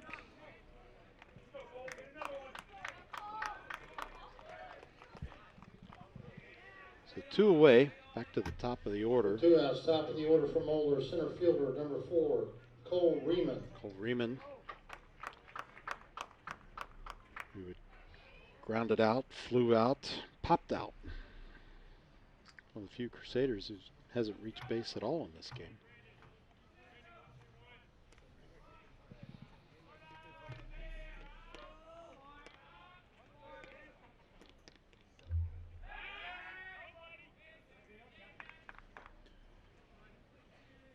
Neff trying to keep some honesty. Tramontana again has a generous lead at second base. Baker's going to sneak in behind him. No reset. Quick delivery to the plate for a strike.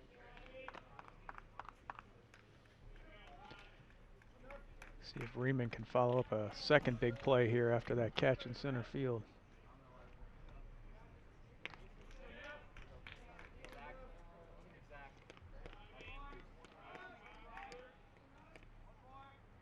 Keeping an eye back there. Down the inside corner. Nice curveball.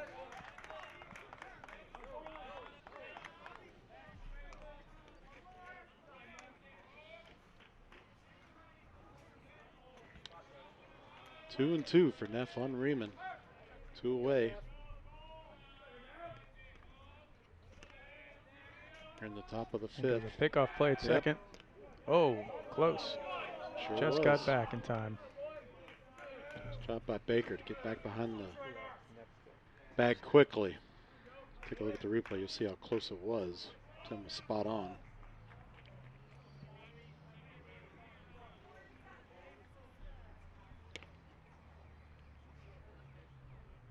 See if he shortens up his lead any after a close call. Doesn't appear so. Field's going to throw down.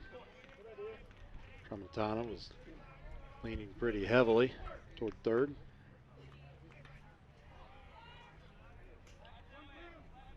So 1 and 2. Normally you wouldn't see a steal here with 2 outs and only up by 2. You don't want to make your third out at third base.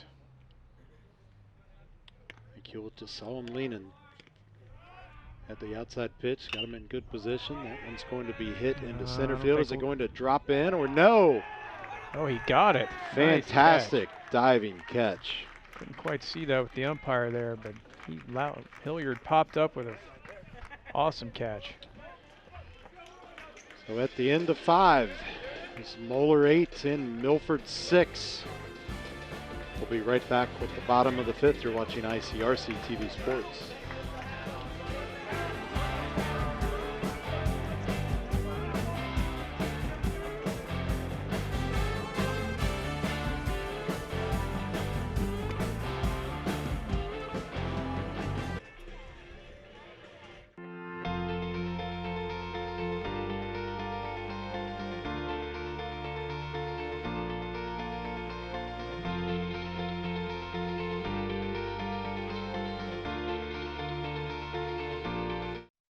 Today I'm going to talk to you about physics.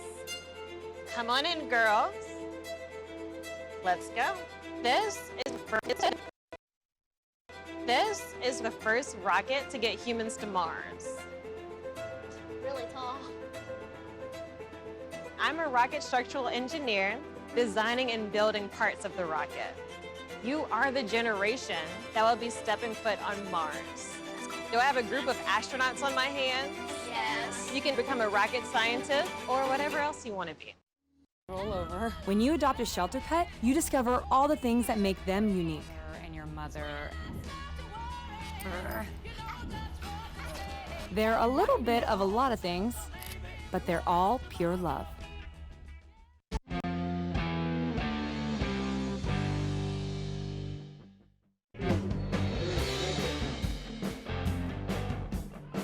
Milford High School, Milford facing Moeller. It's the bottom of the fifth.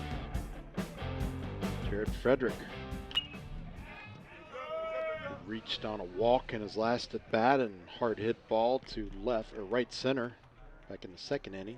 Settles into the batter's box, foul tip.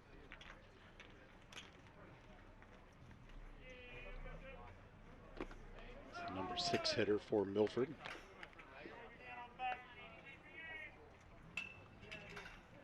Kind of evens up at 1-1.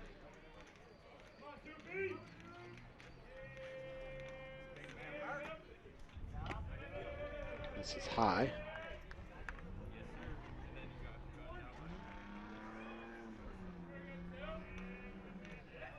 Somebody's got some muscle somewhere. This is outside. And behind in the count here. Behind at 3-1 is Cherokee.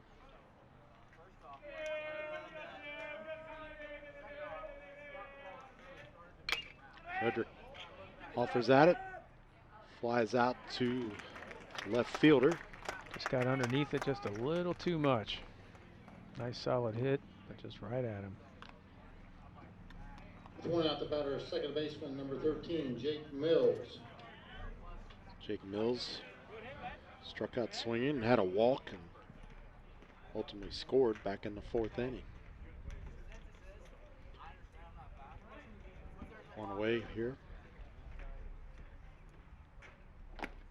Swing and a miss.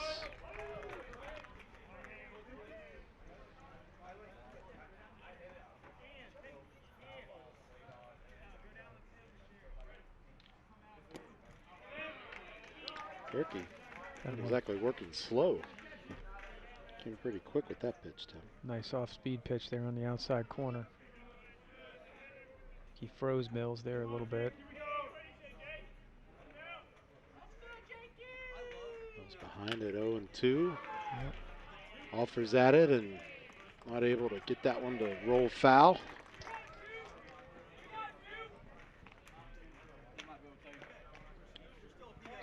Two outs, the batter Bring up designated hitter Mason number Frank, the 23, DH. He's Frank. been on board twice.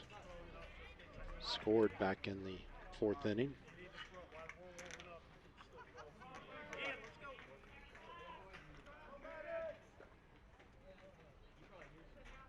Frank delivers and misses low and outside.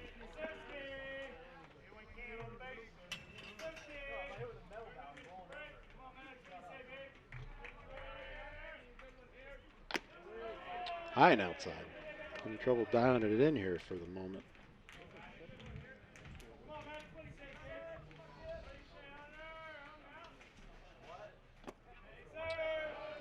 Low and away. Frank way out in front, 3-0.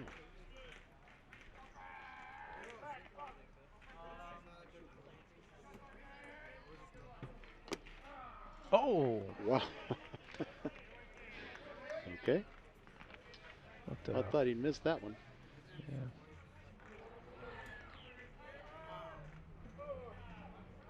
3-1 Oh. pitch. Giving him that outside corner. He sure is. That's a big outside corner right there.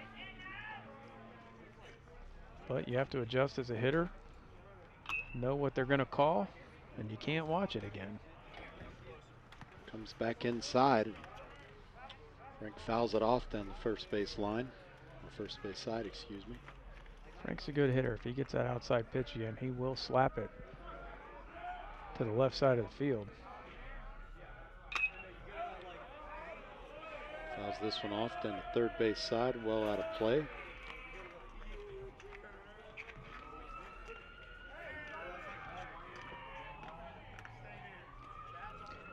Quite a few sirens going off today up and down Wolf Pen Pleasant Hill.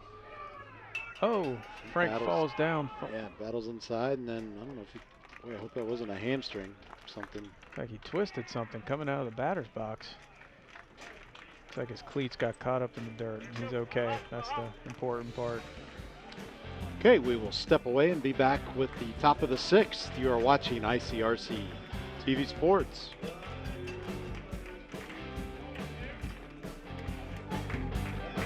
And maybe that guy revving.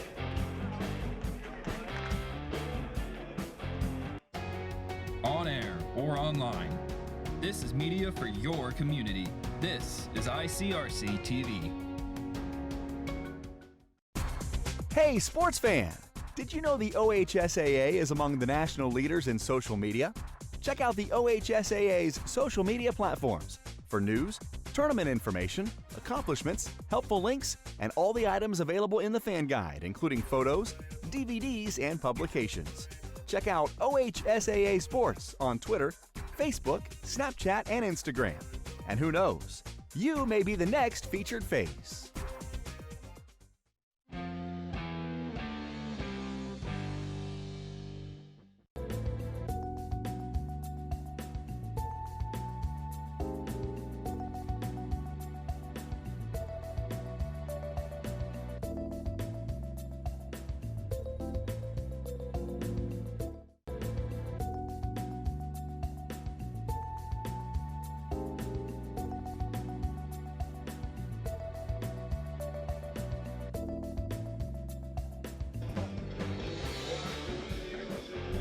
To Milford High School. The Moeller Crusaders lead 8-6. They step up to the plate here in the bottom of the sixth. Leading off the top of the sixth for Moeller, left fielder, number 19, Toby Huber. Got that Zach Byron there. They just showed the poster honoring him. He's pitching down at Walford, having a great season. Former Milford pitcher that lost his senior season last year due to COVID. Understood. Got Neff back out for Milford. Oh! Lost that in the sun.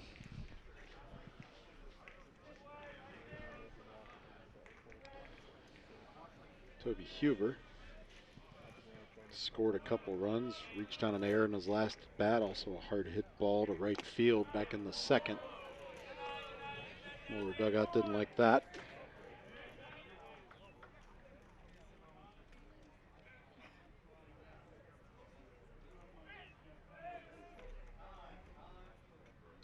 Nice curveball.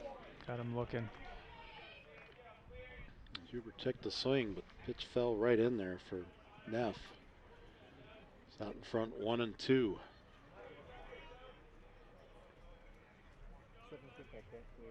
Got him with the curveball. Get that curveball working. That sun is prominent right now, which is, I'm not going to complain. It's good to see, Glenn. Yeah. We will take it. Fielder, number 6, Zach It's actually French. 70s in the near forecast. Oh. Didn't think we were going to get back there. Speaking my language. Zach French, he's had a heck of a game offensively. It's our second batter here in the top of the sixth. Oh, hits him. Couldn't quite get there. Got that curveball a little too far inside. With all the graduations coming up for these kids and due to COVID, some of them are going to be outside, so it's good to see the Except for Moeller, nicer shortstop, weather number coming 11, around so these kids can Lane have an in-person graduation. Yeah, I'm really happy the schools and universities have figured out a way to make these commencements happen. Yeah, well, Milford's done a good job all year, and not quite sure about Moeller as far as in-person learning, but Milford has been in person all year and has done a good job managing that, as well as most of the other school districts in the Cincinnati area. It's a tough job, and everyone has an opinion, as I'm sure you well know. Yes, they do. But just nice to see the kids out here playing. Yeah. No real COVID issues this year in baseball. You know, you've had some here and there, nothing like you saw in basketball and especially in football in the beginning of the year. So it's been good. I believe Coach Kilgore said in some of his notes that they've actually gotten in all of their games this year, which is not typical due to the weather. Right. Throw COVID in there, you would have never thought that that would have happened. Got a steal there by French. Yep. Nice throw by Hewlett, but French ducked in just underneath it. 2-0 count.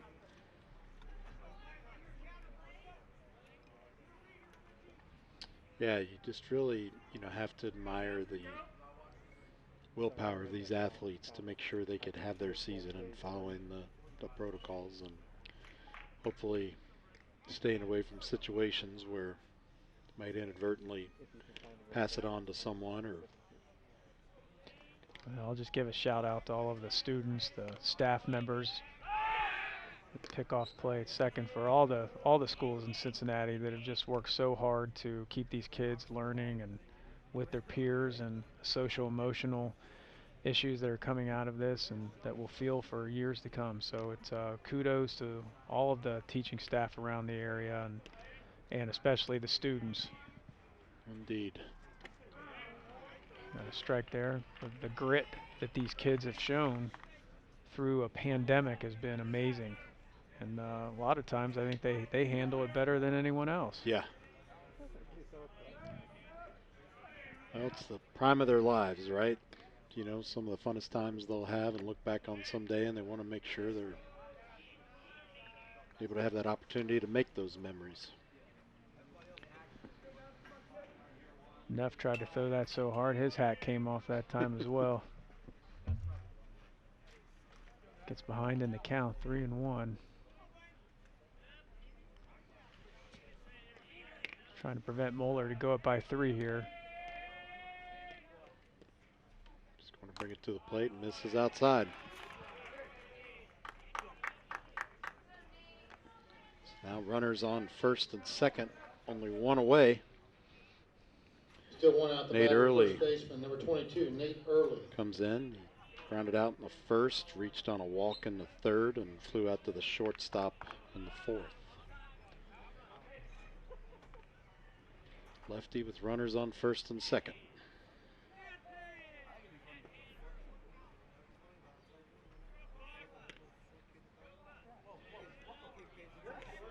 Left looks back at French.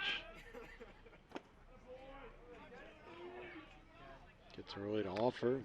Swing and miss.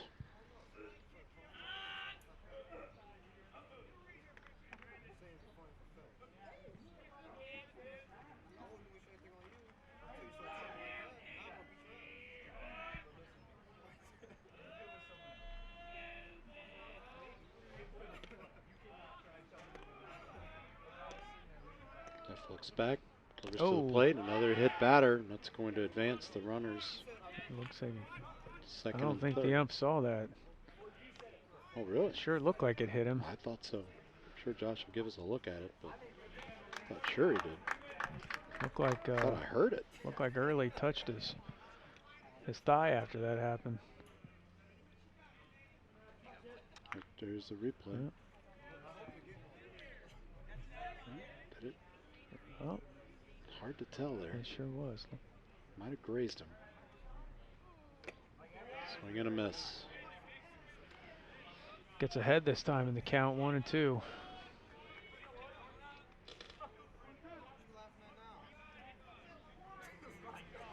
Yeah, tough to tell. You saw the cloud of dust come out of the catcher's glove on the replay there.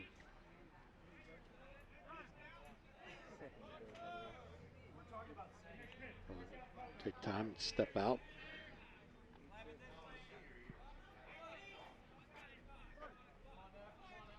Settles back in. Neff gets the signals from Hewlett, who sets up outside. Neff threw it right where he set up. Got him twice on that pitch. Trying to get him to chase.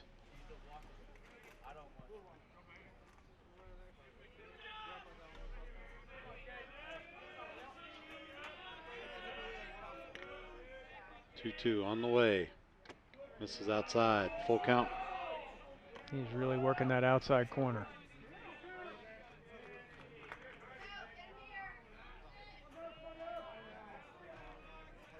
Situation, always a lot of pressure on the pitcher and the hitter. Right.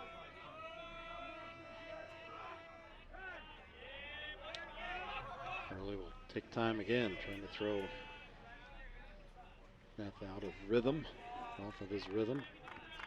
See, our ump behind home plate's done a good job for the most part, calling strikes and balls today. Been consistent, which is all you can ask for. Inside, and turns on it, fouls it down to the fence on the first base side.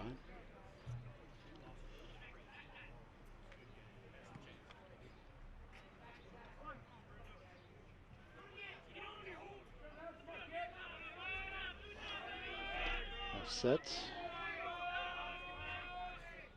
Delivers outside.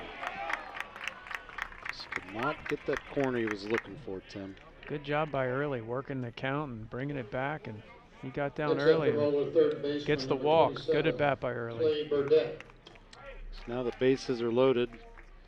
Clay Burdette comes in. He flew out to right field, was hit by a pitch and struck out swinging. Just one out here, again with the bases loaded. Not an awful situation for him to walk there. It gives a force out at any base now. Right. Finds the outside corner going the other way. On Burdette. That's out in front, 0-1.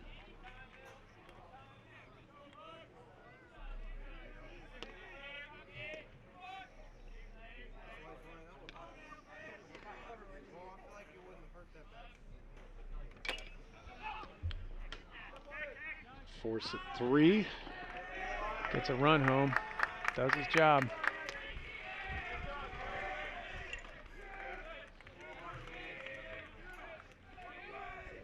Puts Moeller up by 3 now. Top of the 6th.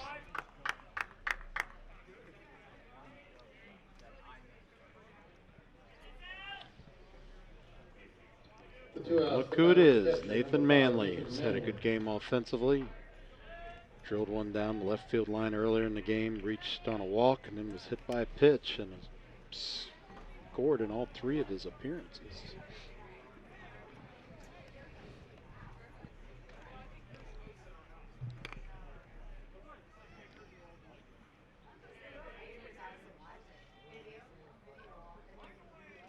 Looks like they're having trouble getting assigned to each other.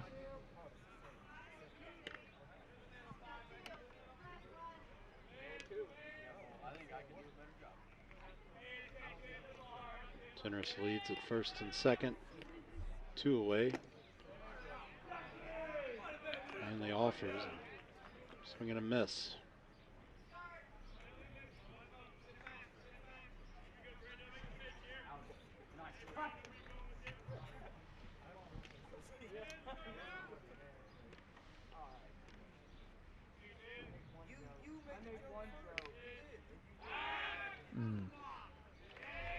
They're going to say the net balked, so the runners will advance.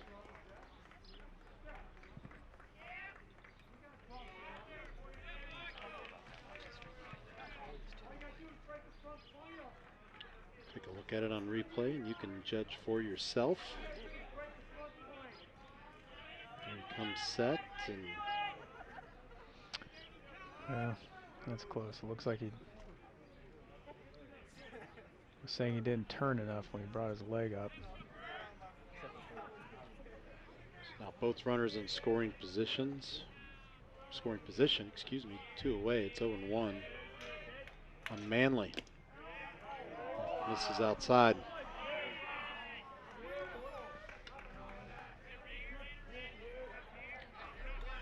Crowd got a little restless on that one, Glenn. They wanted that call. Understandable. 1-1 pitch on the way. Outside. Steph in a little bit of a pickle here.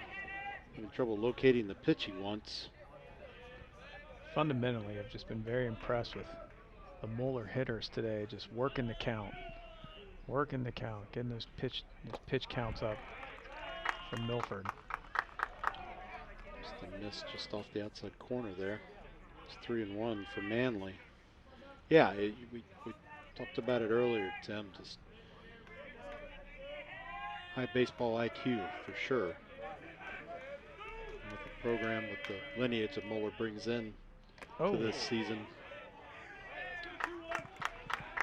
not surprising. And he ducks out of the way to avoid picking one off his helmet. Again, not awful. Loads the bases and gives the opportunity for a force at any base. Then we got Coach Kilgore come out and talk to Neff. I don't see anyone warming up in the bullpen. May just be a reminder, maybe a defensive substitution. Well, it looks like they're bringing Jared Frederick in the pitch from left field. Chad Lynn, it looks like, will be replacing him out in left field.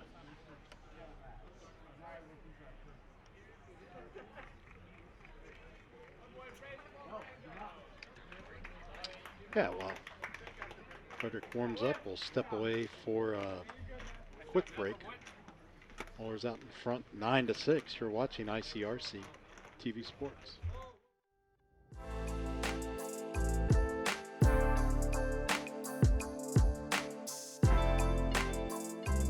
That leaves us with the next item on our agenda is item number 5, opening session. I want to thank everyone for joining us this evening. If you're out here at the parade or listening, thank you again. Into the end zone, and that is caught by Jaden Wood. Come on now, how we doing? Y'all feeling all right out there? Hello and welcome to this edition of This is Glendale. I'm Bet Chorus. Hey guys, this is the Unit 1 crew from One Log Fire Department. We just want to wish you guys a Merry Christmas and a Happy New Year.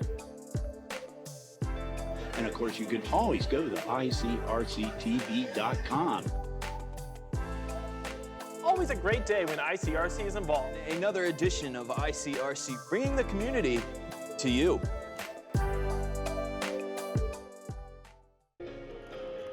Welcome back to Milford High School, and as the sun prepares to set in just a little while, the crowd is bundled up. The shadows are cast long across the baseball stadium here. It's always a nice breeze that kicks up at some point here at Milford Stadium. And when you look out to the softball field, the American flag is just about straight out, which for us would be blowing from third to second base here on the baseball field. There's a good shot at it, or shot of it, excuse me. Certainly not a strong breeze here at field level, I wouldn't think. But a little chill in the air. It's been 10 to 15 degrees below normal. But what, the last 10 days it seems like. I was been cold. Out of town last week where it was hot and humid, and just kind of paying attention to the weather back here going, it needs to change itself. I didn't bring it back. Just keep looking forward to next week and this in the 70s. Yeah. And this week as well. Had Jared Frederick coming to the mound for Milford. Jared's a senior again, as we mentioned, going to play at Mount St. Joe next year. Jared has a nice repertoire of pitches. Has a knuckle curve, nice curve ball. All right, so just to reset the situation for you, the bases are loaded. There are 2 outs. Moeller is in front by 3. As Tim pointed out before the break, force is on at any bag. See what Frederick can do to get Milford out of a potential jam here. He sets. Brings it to the plate. Inside. Good stop by Hewlett. Saved a run there. Tramontana, you'll recall, had a hard hit ball down the left field line his at bat last inning.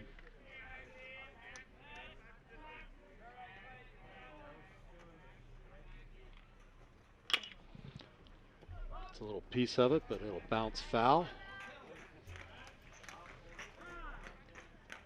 Count evens up at 1-1. Hewett's going to come out and talk to Frederick, make sure they're on same page here.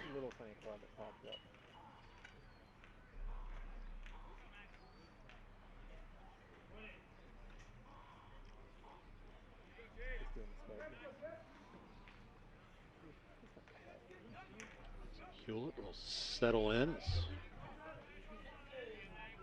Frederick will toe the rubber. Prepare to deliver the pitch to the plate.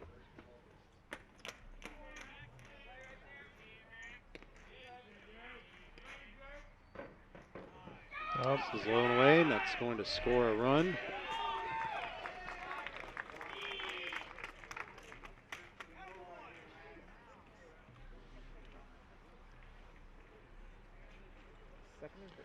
Not what the Eagles were looking for. Putting themselves in a position to need another big inning again. Well, they're going to need 4 to tie it, and that's what they did back in the 4th. Unfortunately, those innings that they've scored have been bracketed by zeros. Nice pitch.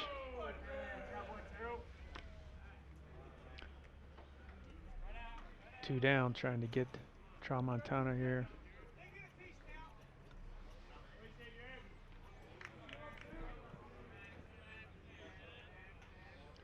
Frederick comes, sets.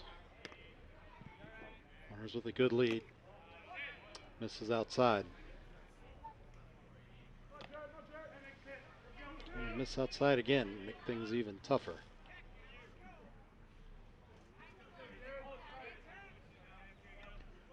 It's been quite a few games since Jared has pitched. So I give him a lot of credit for coming in a very difficult situation. And oh, Tramontana nice did not believe that was a strike, and that was a called third strike. Great job by Frederick. Tramontana thought he had a walk and was going to walk in a run. Very difficult position for Frederick to come in there. Yeah. Great job. Nice job. Eagles will come back. Bottom of the 6th. Trailing by 4. When you walk into the boardroom, Tim has said a couple times, Eagles have big innings in them. So look at that there and see Tramontana head toward first. Instead, he goes to the dugout. You are watching ICRC-TV Sports. Going to step away for a break and be right back. Hello, everyone, and welcome to ICRC-TV Sports. Milford Eagles win. Got it. Separate. Touchdown! Unbelievable. Milford has stormed all the way back. Hi, I'm Beanie Wells. Whatever the sport, wherever it's played, there's one thing that student athletes, coaches, and fans can all share: sportsmanship. The Ohio High School Athletic Association Respect the Game campaign reminds us that school sports are so much more than wins and losses. On behalf of the OHSAA, let's all do our part to make school sports a fun, positive, and rewarding experience that student athletes will remember for a lifetime. Every game, every time, let's all respect the game. This message presented by the Ohio High School Athletic Association. 3, 2, 1.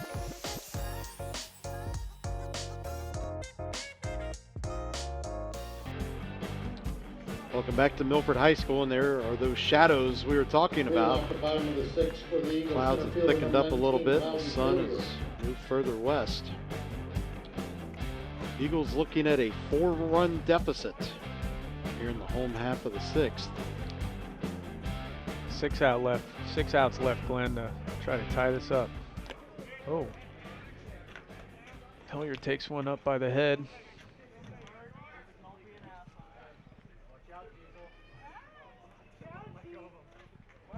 He's out in front. 1-0. He'll offer it that one. It'll be fouled off back behind the Moeller dugout down the first base side. That'll even the count up at 1-1. We lose it down in the creek.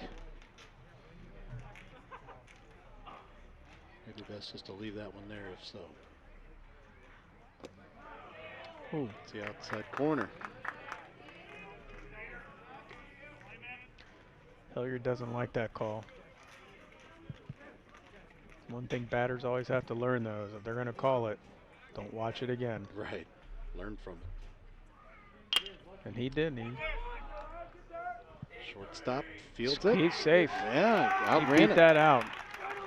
Maybe that double pump by the shortstop cost him potential out. So this will bring us back to the top of the order with Top of the order Bubba for the Baker. Eagles shortstop, number 12, Jonathan Baker.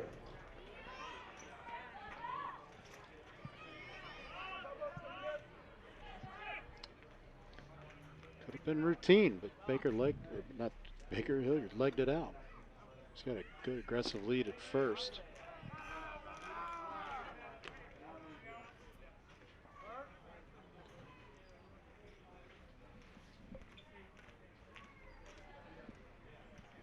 One and 0. Throw over.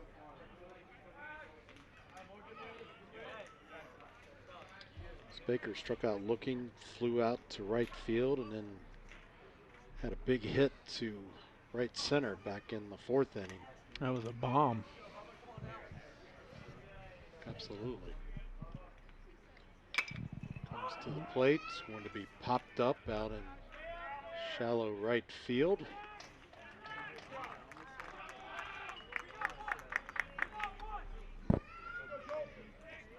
One away for the Eagles. Third baseman, number 3, Joel Saygraves. Saygraves comes in. He struck out looking and flew out to center field twice. That was a nice play out of center fielder on the last time. It was a well-hit ball. Definitely was. This is outside. Throw down to first. Not in time.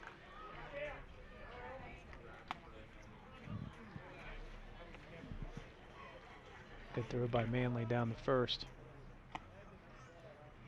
You always cringe a little bit when the catcher tries to pick someone off.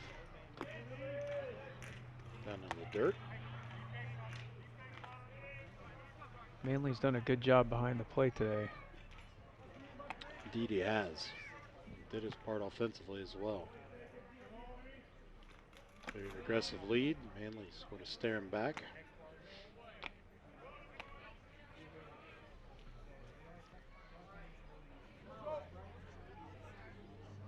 Gerke, the junior, still plugging away.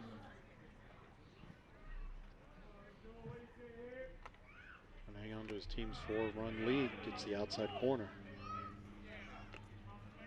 Moeller's accomplishing what they tried to do for the keys of the game, and again, just 2 pitchers today. Pretty impressive. Inside pitch is taken to left field. Looks to be routine, and it is. It's 2 away now for Milford. Trying to bring The 2 outs, the Tyler batter, Hewlett catcher, to the number plate. 5, Tyler Hewlett. Struck out swinging, grounded out, and then had a nice hit to left center. Part of that Eagles rally back in the 4th inning.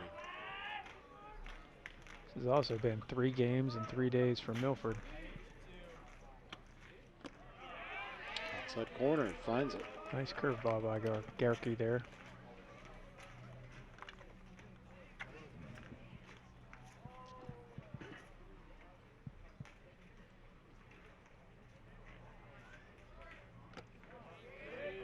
We are sitting directly behind the umpire, and so we don't have much line of sight to the actual plate itself, being covered up by the catcher.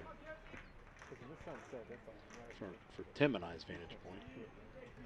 Camera gives you a much better vantage point at home. It's going to be hit right to the shortstop in between his legs. Keep hope alive for Milford. In this inning anyway. Well, Chase Harrell here, try to get 1 back, try to knock it down to 3 at least. Chase reached on an error earlier in the game. A walk and then a hard hit ball to left field.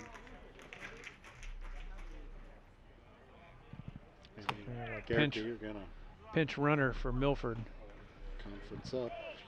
Number 1, Zach Rouchel's gonna pinch run for Tyler Hewlett. Zach is a senior, PO, pitcher only for Milford. Had some arm issues this year and has not been able to see the mound yet. Feel bad for Zach. He's a great ball player, great kid, great athlete. Just able to start throwing here recently. Number 1, Zach Rochelle. But Zach is fast.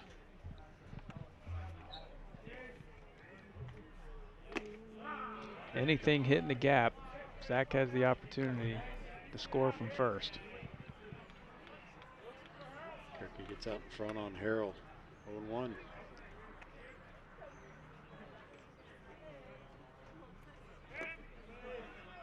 Inside in the dirt. Nice job knocking that down by Manley. Evens things up 1-1. 2 outs for the Eagles. Runners on first and second. It's going to be hit right to the second baseman and routine 4-3. So Milford got a couple of runners aboard, but couldn't do a whole lot with them. This is some pretty good pitching and some pretty good defense by the Crusaders. We'll step away for a break and be right back with the top of 7 if you're watching ICRC-TV Sports. Let's take a time out to talk about educational athletics. That means the school sports are an extension of the classroom. Student athletes earn the privilege of participation in sports by succeeding during the school day first, before they put on the team uniform after. Student athletes prove that with better attendance records, higher GPAs, and fewer discipline issues than non-student athletes. That's what it means to be a part of the Ohio High School Athletic Association. This message presented by the Ohio High School Athletic Association.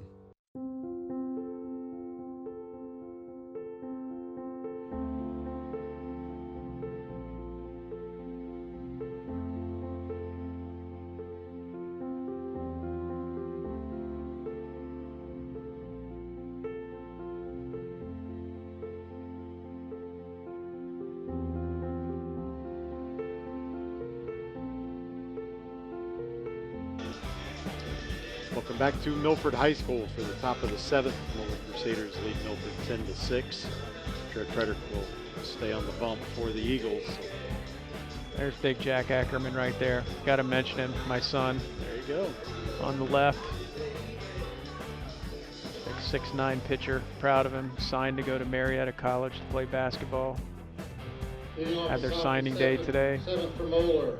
Tremendous accomplishment Number that you and he 34, both Rich should be Katie. very proud of, and I'm sure you are. We're very proud of him. He's a great kid. Not arm rested for the upcoming games. As mentioned, Fredericks staying on the hill. Moeller trying to add to their 4-run lead. Well, see if Hewlett can get this pop up behind the. Oh, good job. Good play by Hewlett. Sure was. Track that down. Nice job throwing his mask out of the way for you young catchers out there. Watch him throw his. With one out, top of the order for Moeller. Center fielder, number 4, Cole Riemann. Whenever you're a catcher behind the plate and get a pop up like that, throw your mask as far away from the ball as possible so you don't trip over it. Because that ball tends to spin back towards the plate. There's a change-up. Again, Frederick has a nice change-up, a knuckle curve. He will mix the pitches up.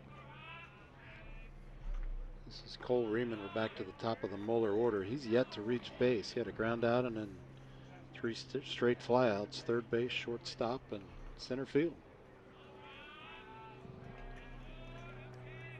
Hitting the ball, just can't find a hole. Flies out again, this time to right field.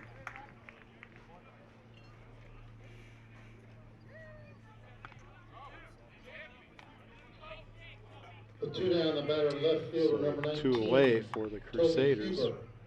Toby Huber is going to come in. He's scored a couple times, had a hard hit ball down the right field line and struck out swinging in his last at bat. Milford is trying to get a scoreless inning here. They have not had one all game.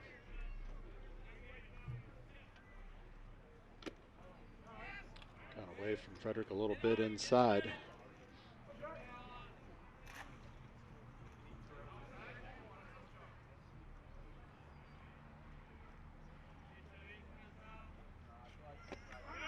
Found the inside corner that time.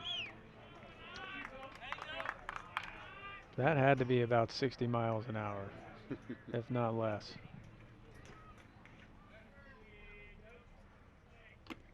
Outside corner. Good The job thing of is- mixing his pitches as you tipped us off to, Tim. Well, and he can come back with a high 70 mile an hour fastball too, to really throw that speed off. Comes back with the slow changeup. Baker dives at it, but just gets by him. Finds the gap.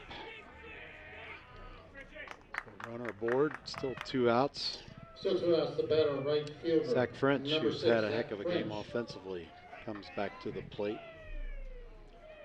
Scored a couple of runs, a couple of hard hit balls to right field, a couple of stolen bases.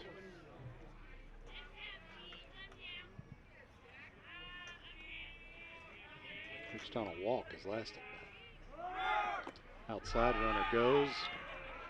No. Had to track that one down, so of course no throw. No chance for Hewlett on that. Plus, when you have a pitcher throwing 50 to 60 mile an hour change-ups and curveballs in it, it's difficult to catch that base runner. Inside corner, Frederick. Evens things up 1-1. Those pitches sure are effective on the batter. French with a mildly aggressive lead at second base. Frederickson will try to keep him honest, or Frederick, excuse me. Don't know where Frederick's son came from. His dad's not going to be happy with me for that. He's Frederick's son. See what you did there. This is outside.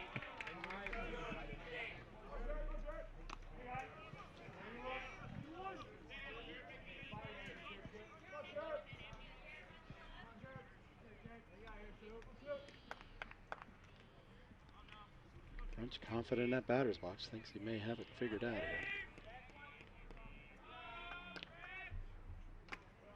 Inside, missed the corner.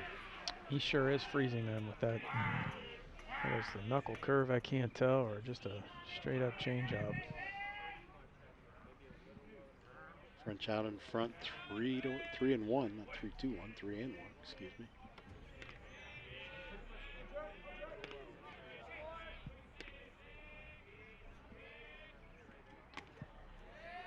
Ooh, that was close. Yeah, that was very close. Got some uneasiness going on again down in the crowd. Here's another look at it. Next up for Moeller, shortstop, number 11, Blaine Nessel. That bird flies in front just at the wrong time. I think Yeah, from that angle, it looked a bit inside, but again, it's at an angle. So. Well, I think what people don't realize, it's where the ball crosses the plate, not where the catcher catches it.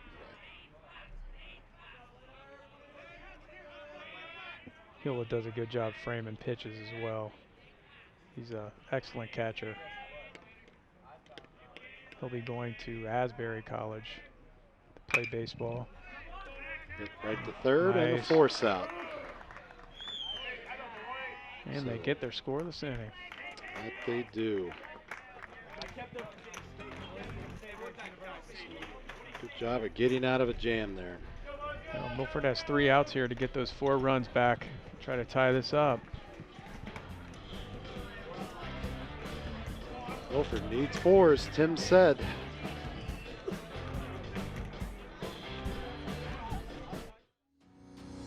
Hello, everyone, and welcome to ICRC-TV Sports. Milford Eagles win. Got him. Separate. Touchdown! Unbelievable. Milford has stormed all the way back. Question. When you walk into the boardrooms of the most successful companies here in Ohio, who do you meet? Answer.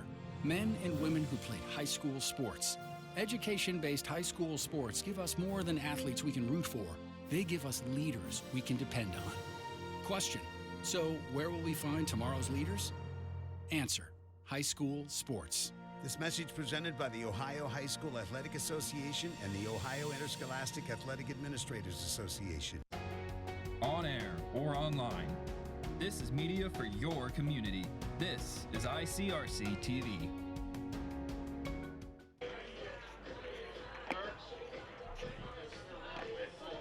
Welcome back to Milford High School. Bottom of the 7th, the Eagles need 4 runs to keep the game alive. Saw a shot of a previous Frontiers Day parade before we came back to our action here, and all plans are at the moment to have one this year.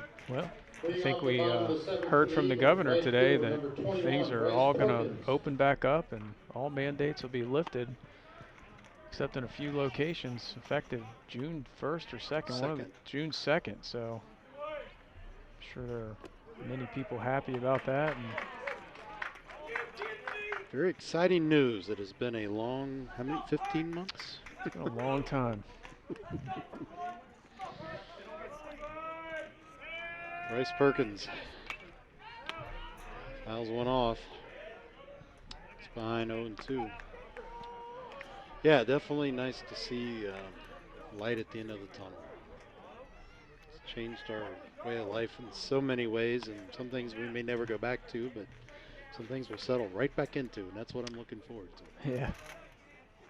Well, you know, it's human nature to learn from all of this and make it a better place for us all.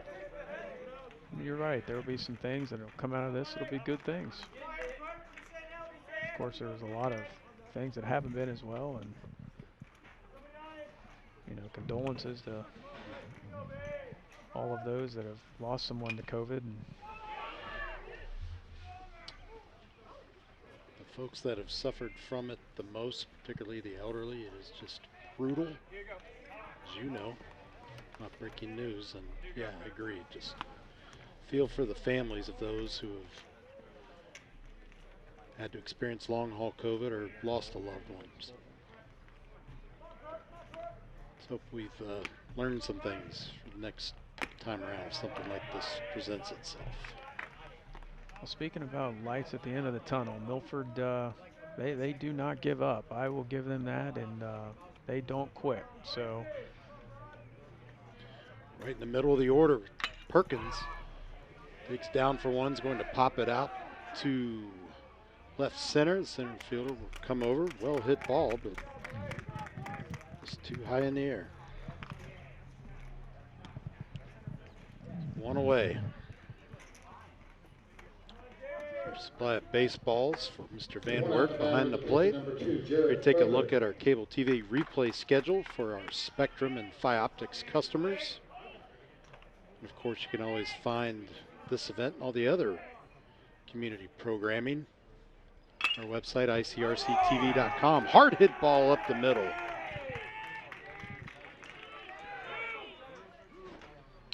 Frederick just smacked them. Again, Frederick's been making great contact here of late. They're doing a great job at the plate. Jake Mills making his 4th plate appearance. As you see the replay of Frederick there. Mills struck out early in the game, reached down a walk, and then grounded one right to the first baseman, his last at bat. Nice pitch on the outside corner there.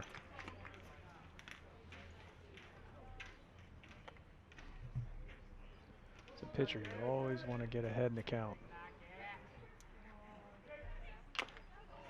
He offers a little pop back to the pitcher. Frederick will advance to second, but now there are 2 away.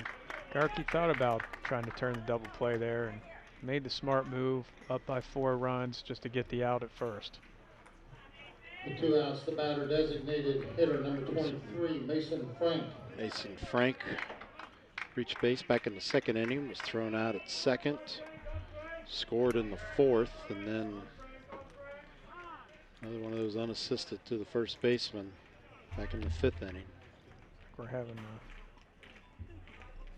communication issue here between the catcher and the pitcher. They get that straightened out. Down to the last out for Milford. See Frederick at second base, and the previous shot right behind the pitcher. He's got a good lead. This one's low and in the dirt.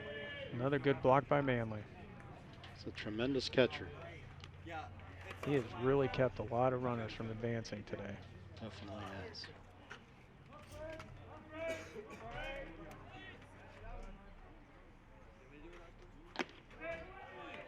Just outside. Adjustment. The ump's been calling that one a strike all night.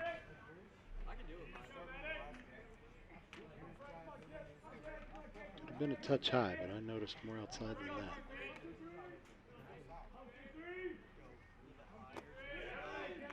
Down in the dirt.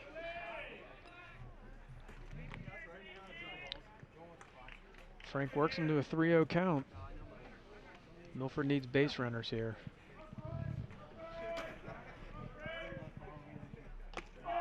Walks him. All right, Milford perhaps with a little something brewing here. Bottom of the seventh. Next up for the Eagles, center Get fielder, word number that in the 18, Moeller Hilliard. bullpen there was a pitcher warming up. That's Tramontana, who we've seen previously was the DH. Probably had a big hit in that rally back in that big inning back in the fifth, not the rally, but the big inning.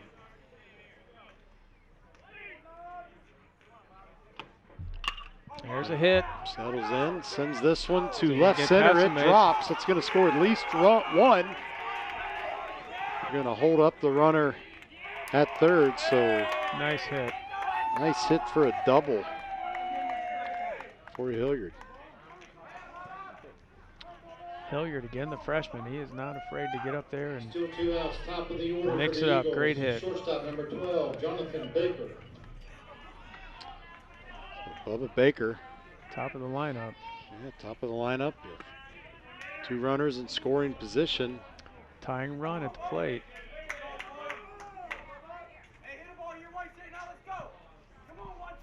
Baker has some power, and they are giving him the left field line.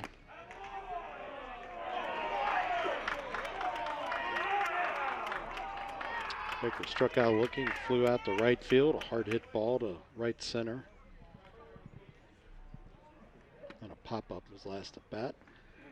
Or a fly out to right field, excuse me. They're definitely shading him to right center. Pitch misses outside. The runners will hold where they are.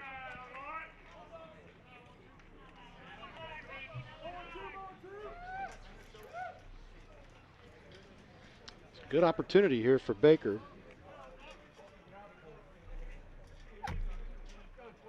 Just keep getting hits. Don't try to kill it. Ooh. This is outside.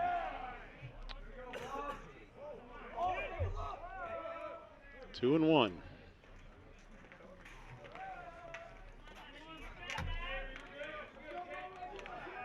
Maybe a few more runs than we might have anticipated, Tim, but still a close game as we did anticipate. Yeah, both teams are battling. It's a sign of 2 good teams, 2 well-coached teams. Gets the outside corner. They are not going to give Baker anything across the plate. Gerke's throwing everything outside to him. Evens up the count at 2-2.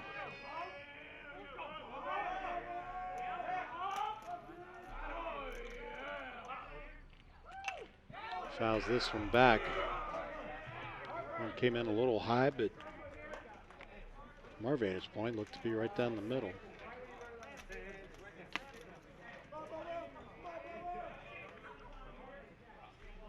Count holds at 2-2.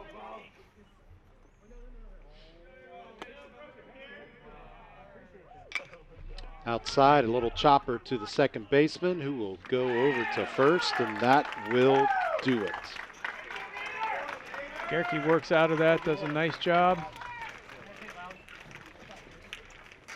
Sure did.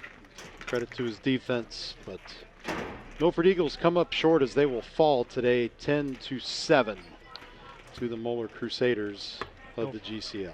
Milford will fall to 13-13, and Moeller will go to 15-9, I believe. And maybe a return engagement for these two teams in, what, about 10 days if everything falls that way? Milford will play Western Brown Tuesday, and if they beat them, we'll face Moeller again next Thursday. Well, Tim, it's certainly been a pleasure calling this game with you tonight. It's been a fun one for sure, and appreciate the insights you've brought to us.